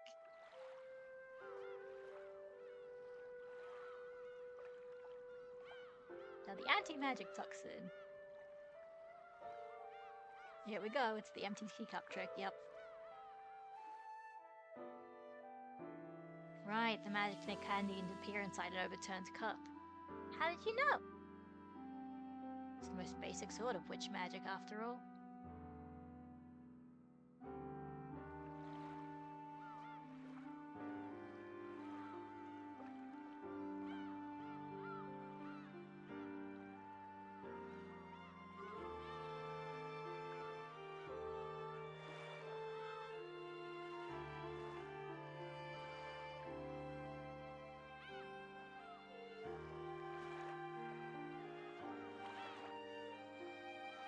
Instead of a child of the Holy Ghost who can't actually do anything, I'd rather be a witch who can use magic. Are you sure Mia Maria wants to become a witch? Starting off as a witch apprentice.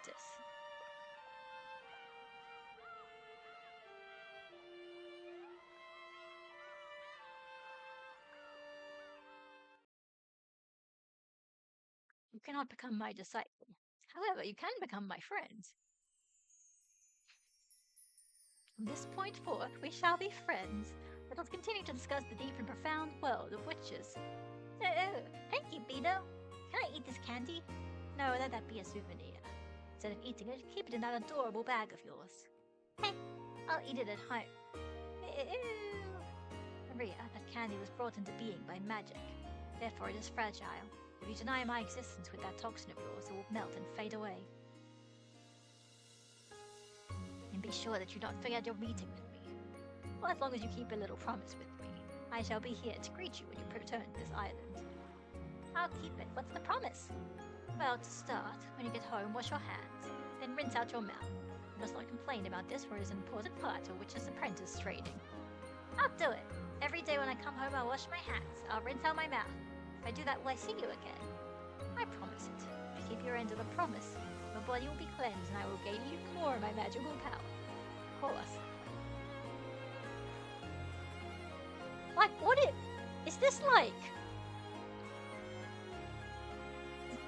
Okay, hear me out on this. Is this like fucking Rosa in disguise? Or something? Like, this whole thing is just a ploy to get Maria to feel better, so somebody decided to dress up as Beatrice and okay, because I could imagine that she would want... I'm gonna keep reading.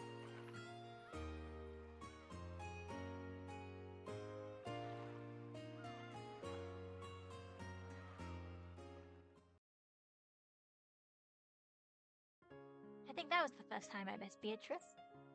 And was that candy still there when you got home? Yep. So I doubted a little, so it was all melty. I regretted almost doubting her. Is the candy melted? I think it was more of a caramel than a normal candy. It was all lumpy, just starting to melt. Around what time of the year did this happen? Not too sure, but I remember the milk tea had ice in it. You told Rosa about your meeting with Beatrice? Yep. I told everyone about it at dinner that night. Uncle Kraus laughed at me. Then Mama, who was sitting next to me, got mad and told me to stop talking about it. Okay, well, it's not Rosa in disguise. Ew. I'm next to you. I have family's ranking seat. Your seat shouldn't be next to Rosa. It wasn't a family conference. It was just when Mama and I came to visit. And Rosa was sitting in the seat next to you. Yeah. Why does that matter? It doesn't. Have you ever met with Beatrice outside Rokkenjima? No. Yep.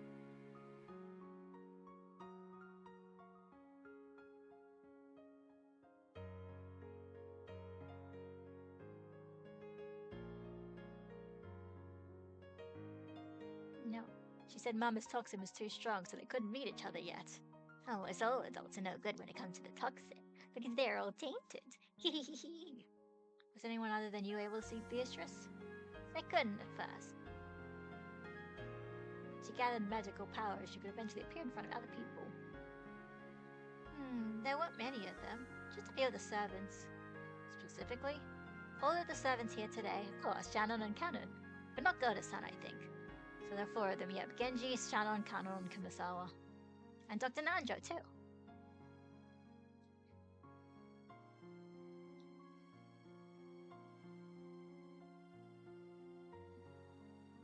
How did the servants react to Beatrice? She was a guest who shouldn't have existed. they surprised? Of course not. After all, Beatrice is the other master of the mansion. So, on the rocket jammer of 1986, the ones who would actually meet with Beatrice were you, Nanjo, and the 4 servants excluding Goda, for a total of 6. See, this would make sense if it was just Shannon, Kana, and Genji. Well, okay, maybe not Genji, but sort of Genji. Like, they're kind of almost implying that Shannon and Kana, in fact, are not real, and in fact have never existed in the first place. But, I mean, Genji's probably real because, like, maybe he's not, unless it's like, Genji isn't real and it's just a thing that, like, he's like a hallucination that Kinzo talks about, so everyone thinks that Genji's real. But Nanjo, and like you could say Nanjo is playing along, baby, but if Nanjo was like actually talking to Beatrice, who is a hallucination, and that would be difficult, so we'll see.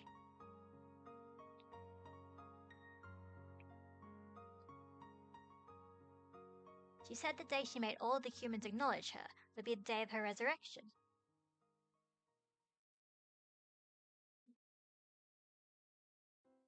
This has taught us something, but I don't know what. Maria, the servants, and Nanjo had acknowledged her. She'd probably appeared before new humans one by one, starting with those whose anti-magic toxin was weakest. Beatrice's game was to increase the number of humans who could recognize her, until she could make everyone on the island acknowledge her.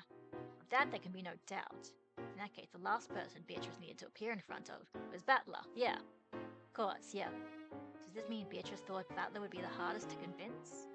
Seems true Battler was one of Beatrice's goals. However, if we go with that chessboard thinking, Rattler loves so much, Beatrice is trying to make people acknowledge her existence. Therefore, you might say that she's a character who can't exist unless people acknowledge her. Rattler reached this idea himself as soon as the third game. Yes, there's something different about the Beatrice of 1986. She's different from the Italian Beatrice or the Ecuadorian Beatrice, both of whom certainly did exist. Beatrice of 1986, the one we're so familiar with in a mysterious way, yet has no existence. What does it mean to kill this Beatrice who has no existence? The minimum number of people required to create a universe is 2. However, Maria said even a single person could give birth to a universe. Maria desired a second person. The second person in nature the glove she had given to alone. Because if it was born and not nurtured, it would die and disappear. Let's replace the word universe with Beatrice. The minimum number of people to create Beatrice is 2. Alright. Okay, this is cool. However, even a single person could give birth to her, and yet that single person desired a second person. The second person to acknowledge the Beatrice created by the first person. That meaning the second person is the scene Maria had just described. The single person who created Beatrice looks for a second person to acknowledge Beatrice, and selected Maria. We don't need Furu's or Erika's heartless reasoning to know that teacup magic was sleight of hand. Maria, believing in the story about the anti-magic toxin, would close her eyes whenever magic happened. Yep. The caramel, yep. Melt a little. In a season where, yep. It's only natural for a caramel to melt. Beatrice appeared first in front of this girl, who had, in the language of the witches, very little of the anti-magic toxin.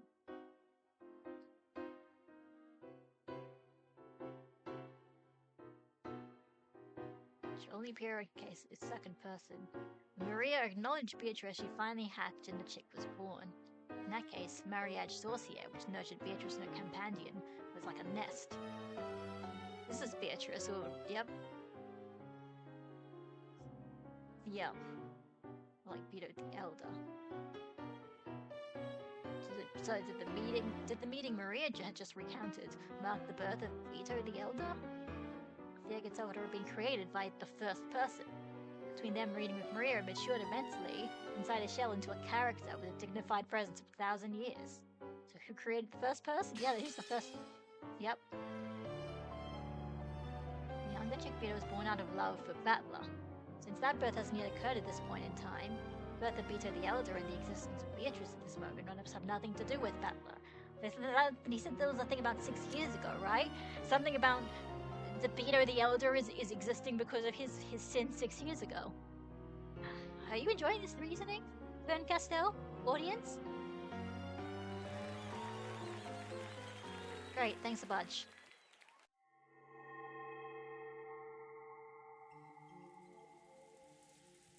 I wish for Beto to grant me lots of things with magic. That's why I'm helping her with her resurrection, including murdering all of my family.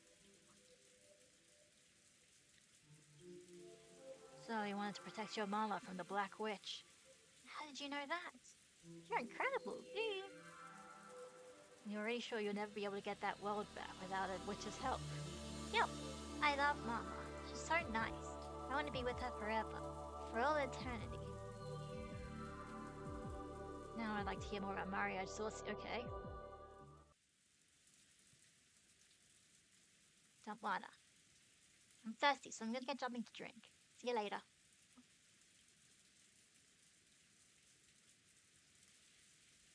I see. So the game master has moved the piece. Apparently she's telling me to ask about something different.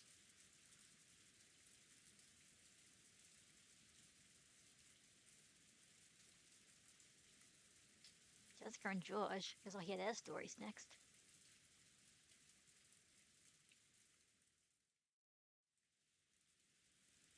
Yeah, I've been like, hey, okay, yeah, I mean, I want to.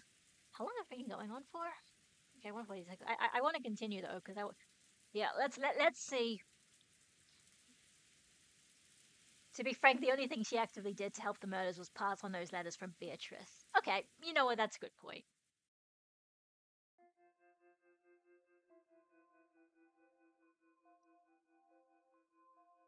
I apologize for our success with someone's lack of courtesy back there.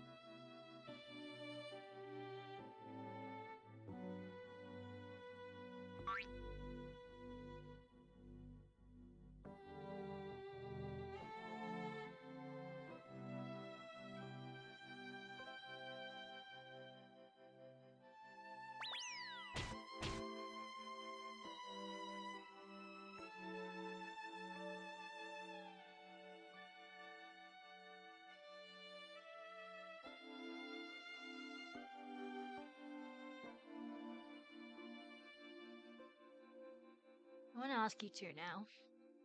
The same thing you just asked Maria-chan. Yeah, please tell me everything you know about Beatrice. Well, you can see how much Maria-chan loves witches and the occult. For her, Beatrice is a symbol to be admired, like an anime heroine. Whenever some trivial thing happens, she believes it's some witch pranking her with magic. You really are an adult, and so is the fact you'd never say that to Maria, even if you think it. Of course, childhood dreams only happen when you're a kid. I think respecting that precious experience is an adult's responsibility. George's position was that Beatrice was nothing more than a fairy tale. However, that phrase, respecting a child's dream is the adult thing to do, that might be worthy of further scrutiny. She got candy from Beatrice by magic, yep.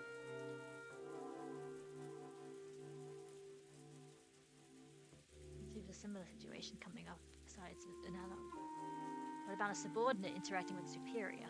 If Kinzo, a tyrant of the Intramiya family, claimed that Beatrice existed and had revived, perhaps the other members of the family would actively support that story as his subordinates should. But Beatrice only appeared directly in front of a limited number of people. It's probably safe to say the concept of her existence penetrated deeply within the Intramiya family amongst those who'd never seen her. No matter how deeply that could be, she was only viewed as a fairy tale character.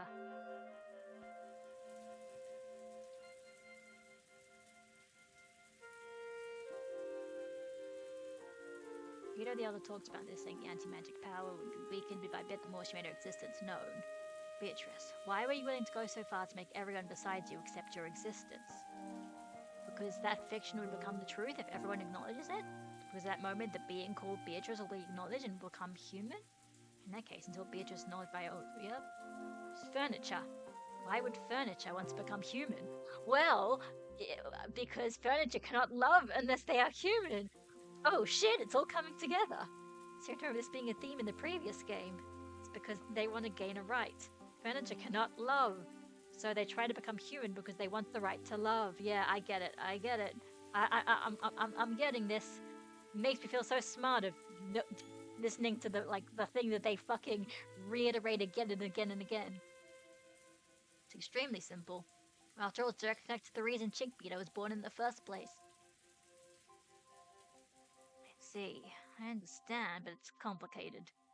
You can't neglect the heart. Truth be told, I don't know enough about this person called Beatrice to tell you much about her.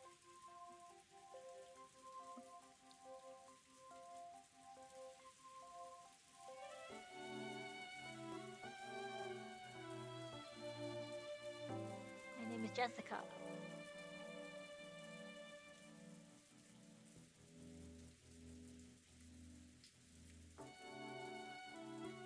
Ooh.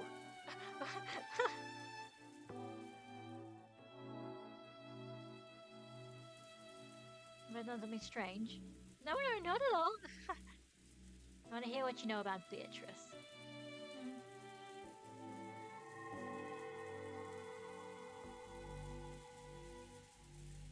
Looks like a theater going having its effect on Beatrice, alright. Beatrice, is it? Well, I can tell you, but will you promise me something? Promise you won't laugh.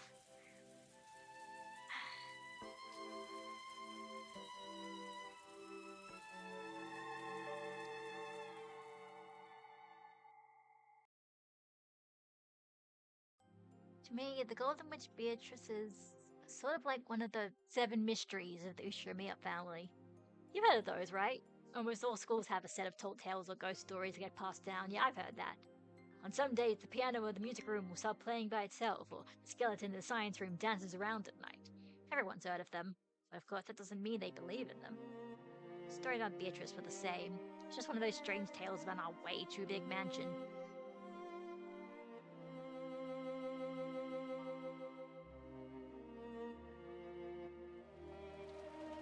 Of course, when that huge portrait was first hung, it definitely felt creepy.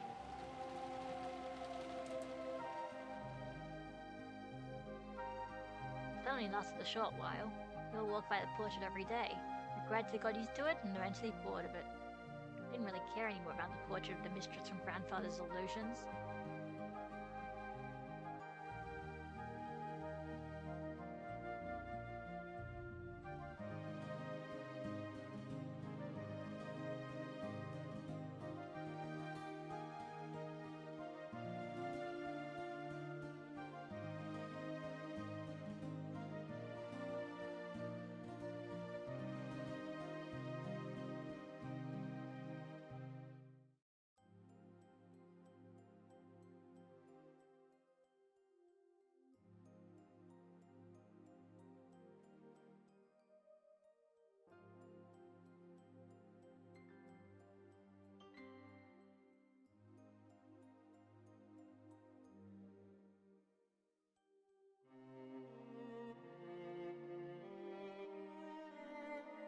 And one time even I was fascinated by anime heroines and other fictional characters, like Pretty Cure. However, Maria's behavior seems to signify something more direct than mere fascination. Something more definite, more vivid. Am I the only one who notices something odd about her? How about the others all notice too, but try to ignore it because of that adult dignity George Nissan is always talking about?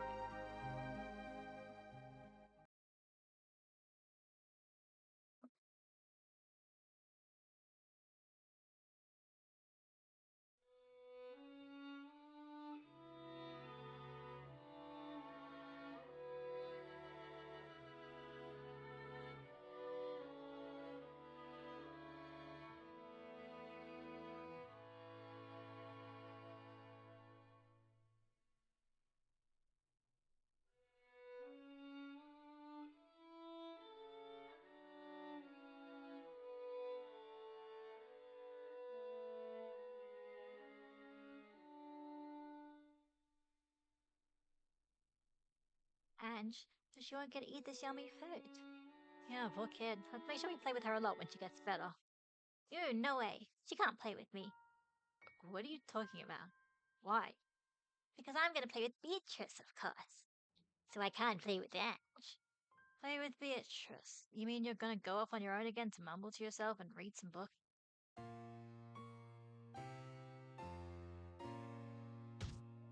Ew, I'm not doing it on my own. He knows that too.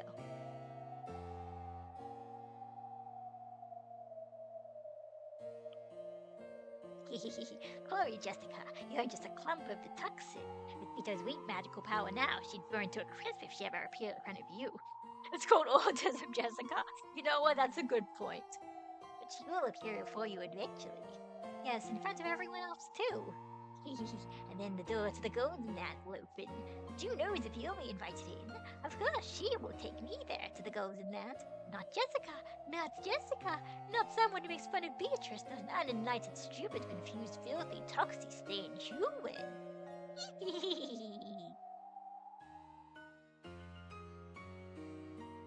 When someone makes fun of Beatrice, like Maria becomes a totally different person.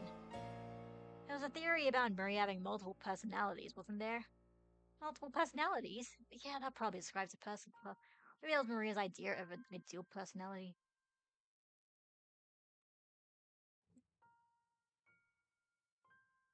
Don't think too hard about it. You'll just get a headache. I love how that's his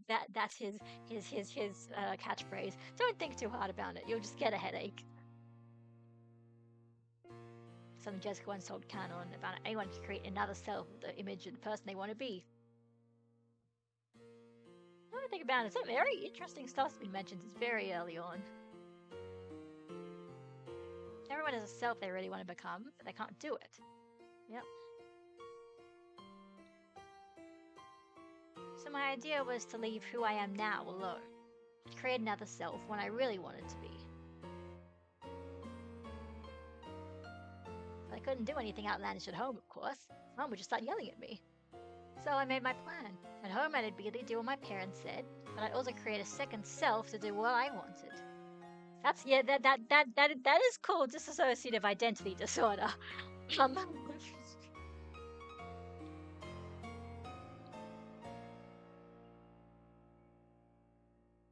I think Maria was pretty much the same. You think Maria's doing the same thing when she gets excited and starts talking? Sometimes I think that's the person Maria really wants to be.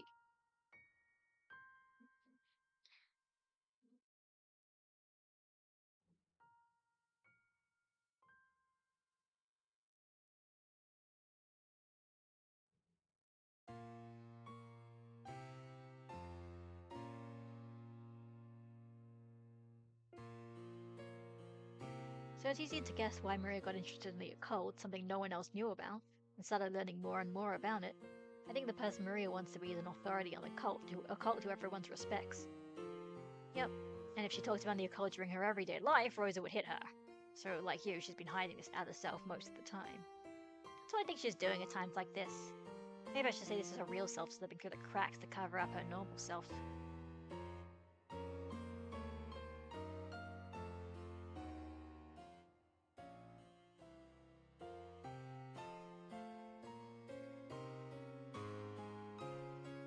Just what is Maria's other self? Does that do something related to witches? Denying Beatrice in front of Maria is clearly taboo.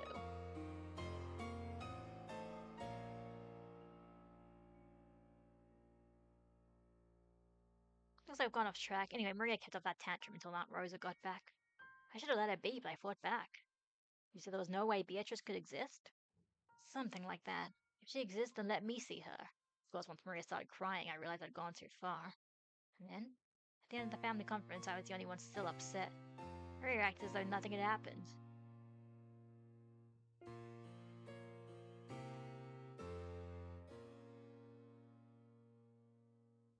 Everyone talked about what happened after the conference was over and everyone left.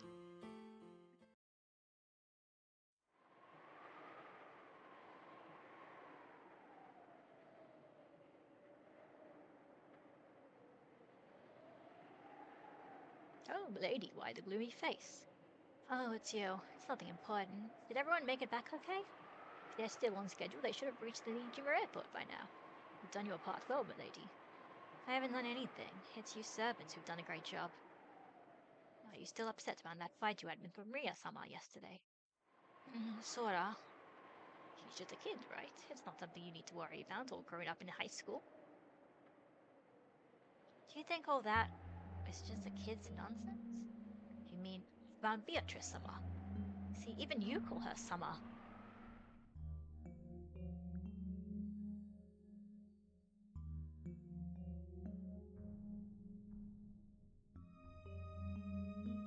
Beatrice is just a ghost story created by the adults to stop us from wandering into the forest.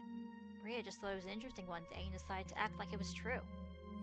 Oh, if you say such things, you'll end up regretting it. After all, Beatrice Samar exists. Again, when you say stuff like that, you're just freaking me out. I may not be George and Nissan, but I'm not going to go around Santa shouting that Santa couldn't possibly exist. That doesn't mean he actually exists. You'll find you're wrong there, milady. Wrong? Oh, yes. The gods dwell in all things. In the same way, Beatrice Samar dwells in this mansion. Like the gods, Beatrice Samar will do you no harm if you respect her. As you say, it will be as though she doesn't exist. However, if you fail to show proper respect, her curse will depend upon you. Of course, this doesn't apply only to Beatrice Samar. This is what we call Shinto. If there's a curse, let's see it. I'd just love to meet her. Milady, you mustn't say such things.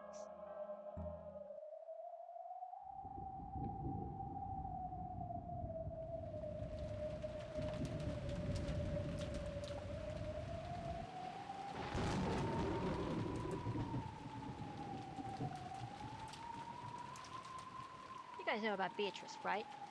I do know her, of course. Why do you ask? Let's have it straight. Does she exist? That ghost? If it's a question of whether she exists or not, I would have to say she doesn't. Probably. I'm sure she exists. Why? Have you ever met her? I've never met her directly, but...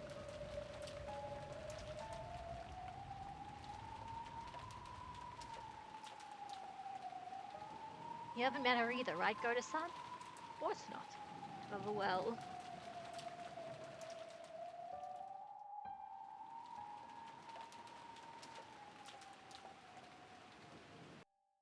Wait a sec. Tell me that story one more time. Which do you mean? Story about the VIP room? Yeah, that one. Sounds pretty cool. You mean that you mustn't enter the VIP room at 2 o'clock in the morning? When Aunt Beatrice returns to the VIP room every morning at 2 o'clock, so you mustn't go near it. Yeah, that's it. Pretty cool. All the other stories around people saying they heard or saw something Beatrice liked, but this one isn't.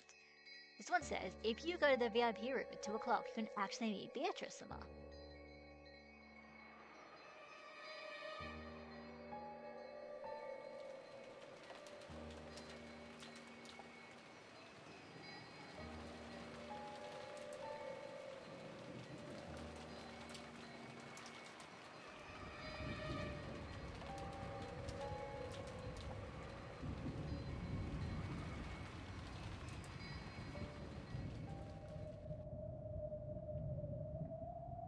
So you went on a classic test of courage to see if Beatrice really would appear in the VIP room or not. Pretty much. Still, I wonder why I was so fixated on doing it. I must still have been brooding over that fight I had with little Maria. So what happened?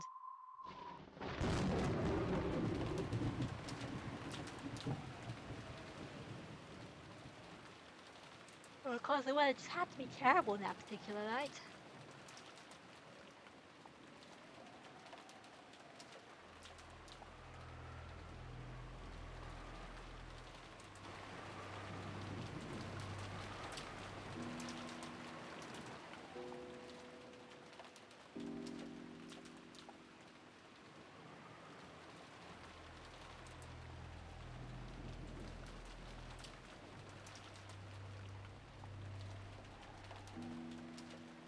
Guess it's time.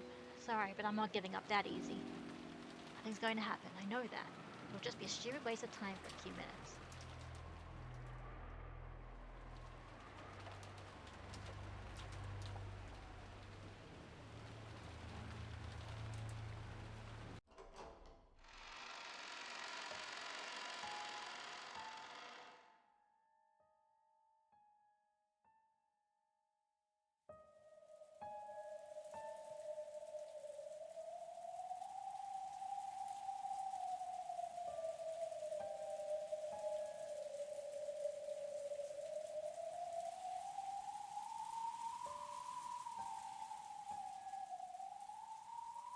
And I saw her, the door to the VIP room.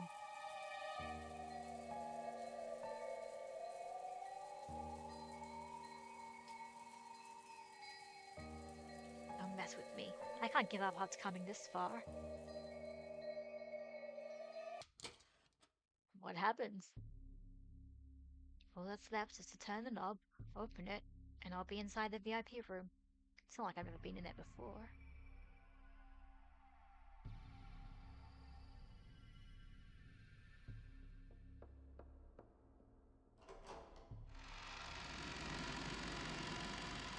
Slowly, I pushed the door open. The door was alight, and even after I let go of it, it kept opening by itself as though beckoning me in. Beyond it was a darkness as thick and heavy as ink. Even the dim light that peered in from the corridor seemed bright in contrast. I stuck my head in, feeling about for the light switch next to the doorway.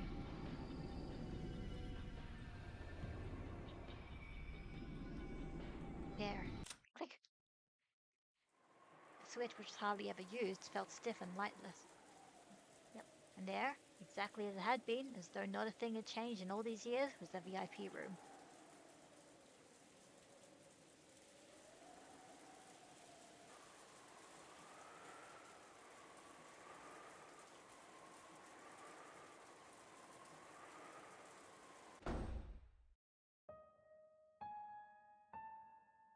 Alright, I've shut myself up in the VIP room. Bring it, Beatrice.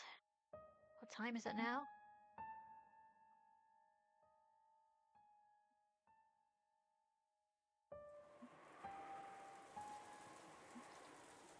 What's this?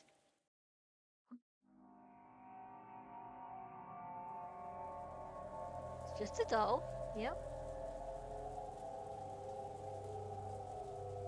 What is this, an offering or something? Creepy.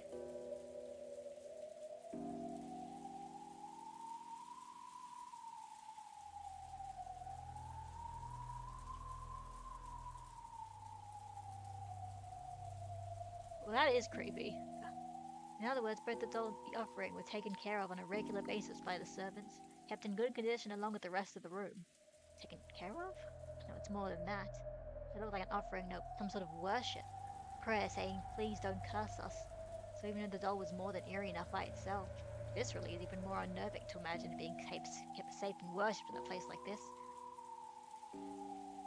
Stupid. Am I supposed to clap my hands together and say, please don't curse me?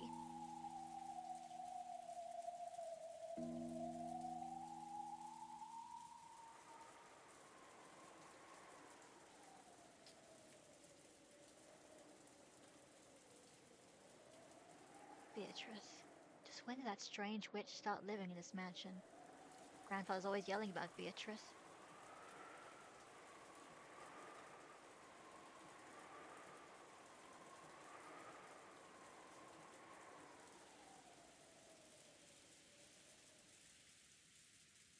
I don't believe in Beatrice, because I know she's just a fictional person made by the fusion of a few horror stories. Beatrice's grandfather's mistress probably did exist, but she wasn't a witch. The story of the Witch of the Forest is made up by the adults to prevent their kids from getting lost in the woods. But that's just a made-up story, not reality.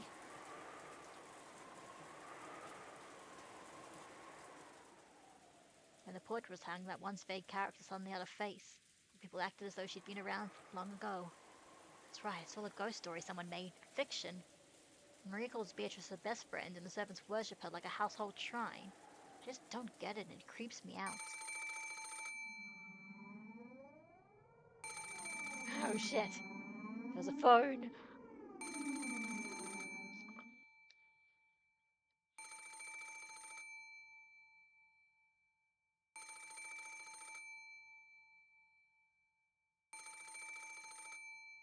Okay, I've got it. Might as well say you scared me or whatever. I just say, well, it surprised me, and then maybe followed up with, looks like Beatrice didn't show up after all. After this is my victory in a sense. Hello?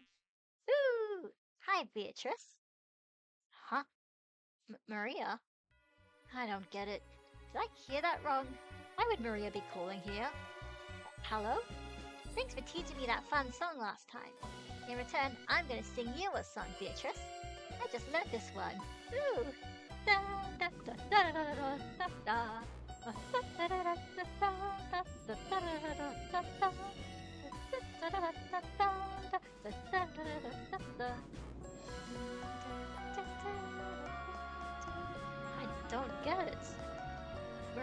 Hello?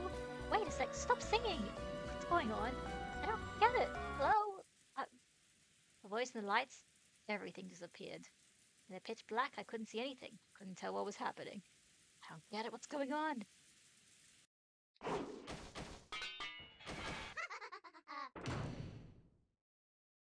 Well, that's ominous. What the hell was that? Does being in darkness really slow us humans down so much? I know it's dark, but I have absolutely no idea what happened. What's that shuffling sound just now? I'm not sure I can explain it. Slithering sound like someone crawling out of a bed?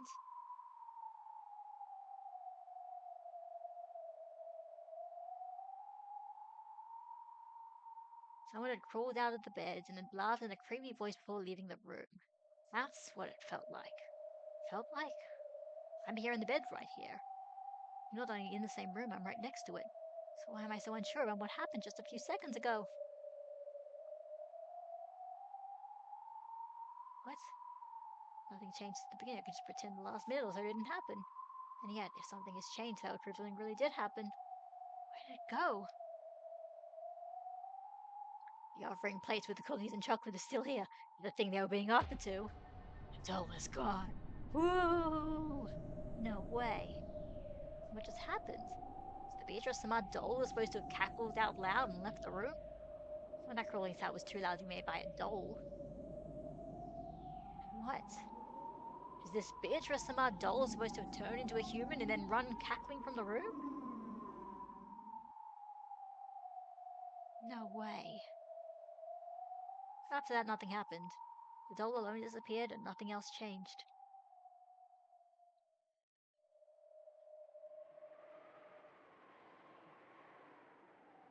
Did you ever find that doll? I looked everywhere, even under the bed, but I didn't find it.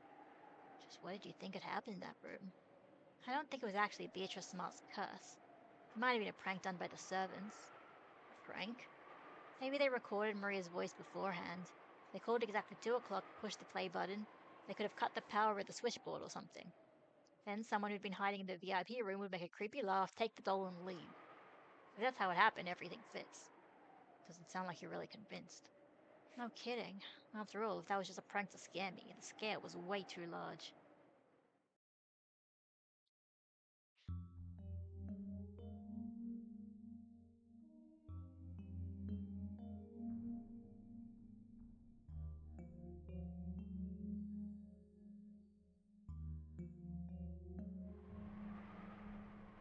There's no way it could have been a witch's curse.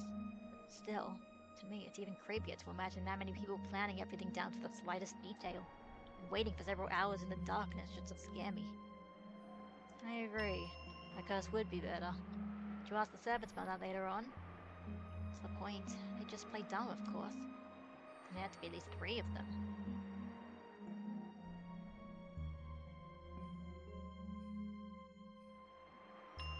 I'm sure it'd been a strange experience, but it wasn't something completely impossible for humans to do. Even so, it really must be more unnerving to imagine a large group of people planning carefully just to scare Jessica. Do you still believe the servants tricked you? No. I was probably scared and mistook what I saw and heard. The doll probably just fell somewhere and I had trouble finding it. You're trying to say you imagined the whole thing. Other than the doll disappearing, there was no proof that anything had changed.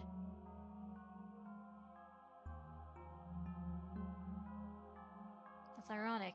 Even if you claimed to have met Beatrice directly, you would have been just as unable to prove it. The shock lasted for a while, but as time passed, I began to think that lightning or something must have shut the power off for a second. Maybe one of the trees in the garden fell, which I mistook for that slithering sound. And the laugh? Maybe some strange birds? Anyway, I might have misheard something to get that sound. I act tough, but you wouldn't believe how much of a coward I actually am. That's why I let my imagination get a hold of me. And everything is enshrouded in darkness. But people are actually pretty good at forgetting things if they try. After that night, I'd feel uncomfortable every time I heard the word Beatrice, but I tried hard not to let it show on my face. That's all. I can't tell you any more than that. It's kind of embarrassing, so please don't tell anyone. I don't want them knowing I'm a chicken. Sure thing. I have one last question. Found the VIP room? No, on the dining hall. The dining hall? On the day of the family conference for your ghost story, all of the relatives were gathered in the dining hall, right? Yeah, except Fatler hadn't come back to the family yet. Everyone else was there. Everyone except grandfather, of course. And Ange wasn't in the room because of her stomach ache. Her seat was next to yours, wasn't it? Yep. Was that the seat to your right? Yeah, the seat to my right. Why does it matter? Hmm? Wait, that's strange. Why to the... That's enough. Try not to think. You'll get a headache. Okay, so something about the seating arrangement is off that day, and has that got something to do with it? Like, they were planning this big prank on that day or something? Right? You're so weird. How's it going, Will? Have you, George, Nissan, and Jessica told you anything useful? A bit. The ghost story around Beatrice was pretty fun. A ghost story? What kind of story? The one about Beatrice's ghost appearing in the VIP room at 2 o'clock in the morning. It's pretty creepy. I've never heard of that. I don't know who put that out there, but that'd be really rude, making up ghost stories about the woman our head is indebted to. A model answer. What do you know about the epitaph, Leon? Epitaph? What's epitaph? That epitaph by Beatrice's portrait. My apologies, but I have no idea what you mean. Behold the sweet fish river running through my beloved hometown. What on earth are you talking about? So in your world, oh, in this world, the portrait exists, but not the epitaph. Of course, I know about the large portrait, but yeah. It's a very interesting difference. You've lived on Rock'n'Team all your life, right? When you were a little kid, you were told not to go near the woods. Threatened about it. Yes. Because a witch lives in the forest?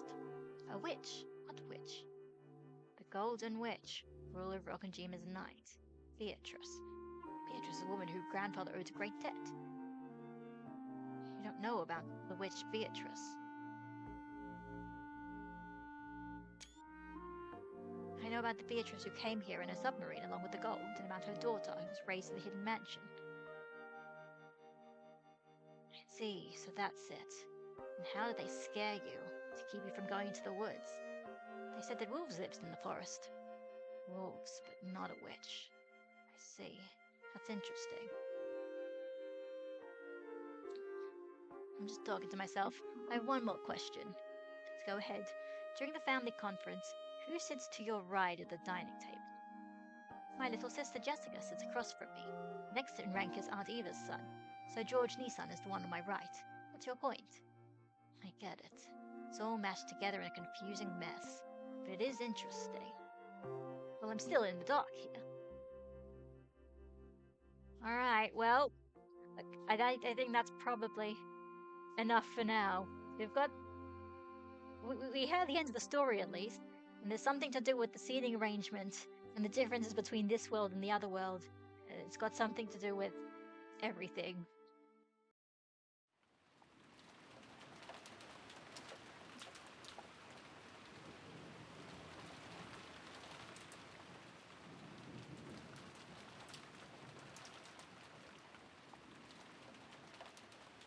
Alright, well, yeah, that's probably enough for today, and I guess we'll get back on. I'll see you probably next week. We'll see where this rabbit hole goes. Bye, everyone!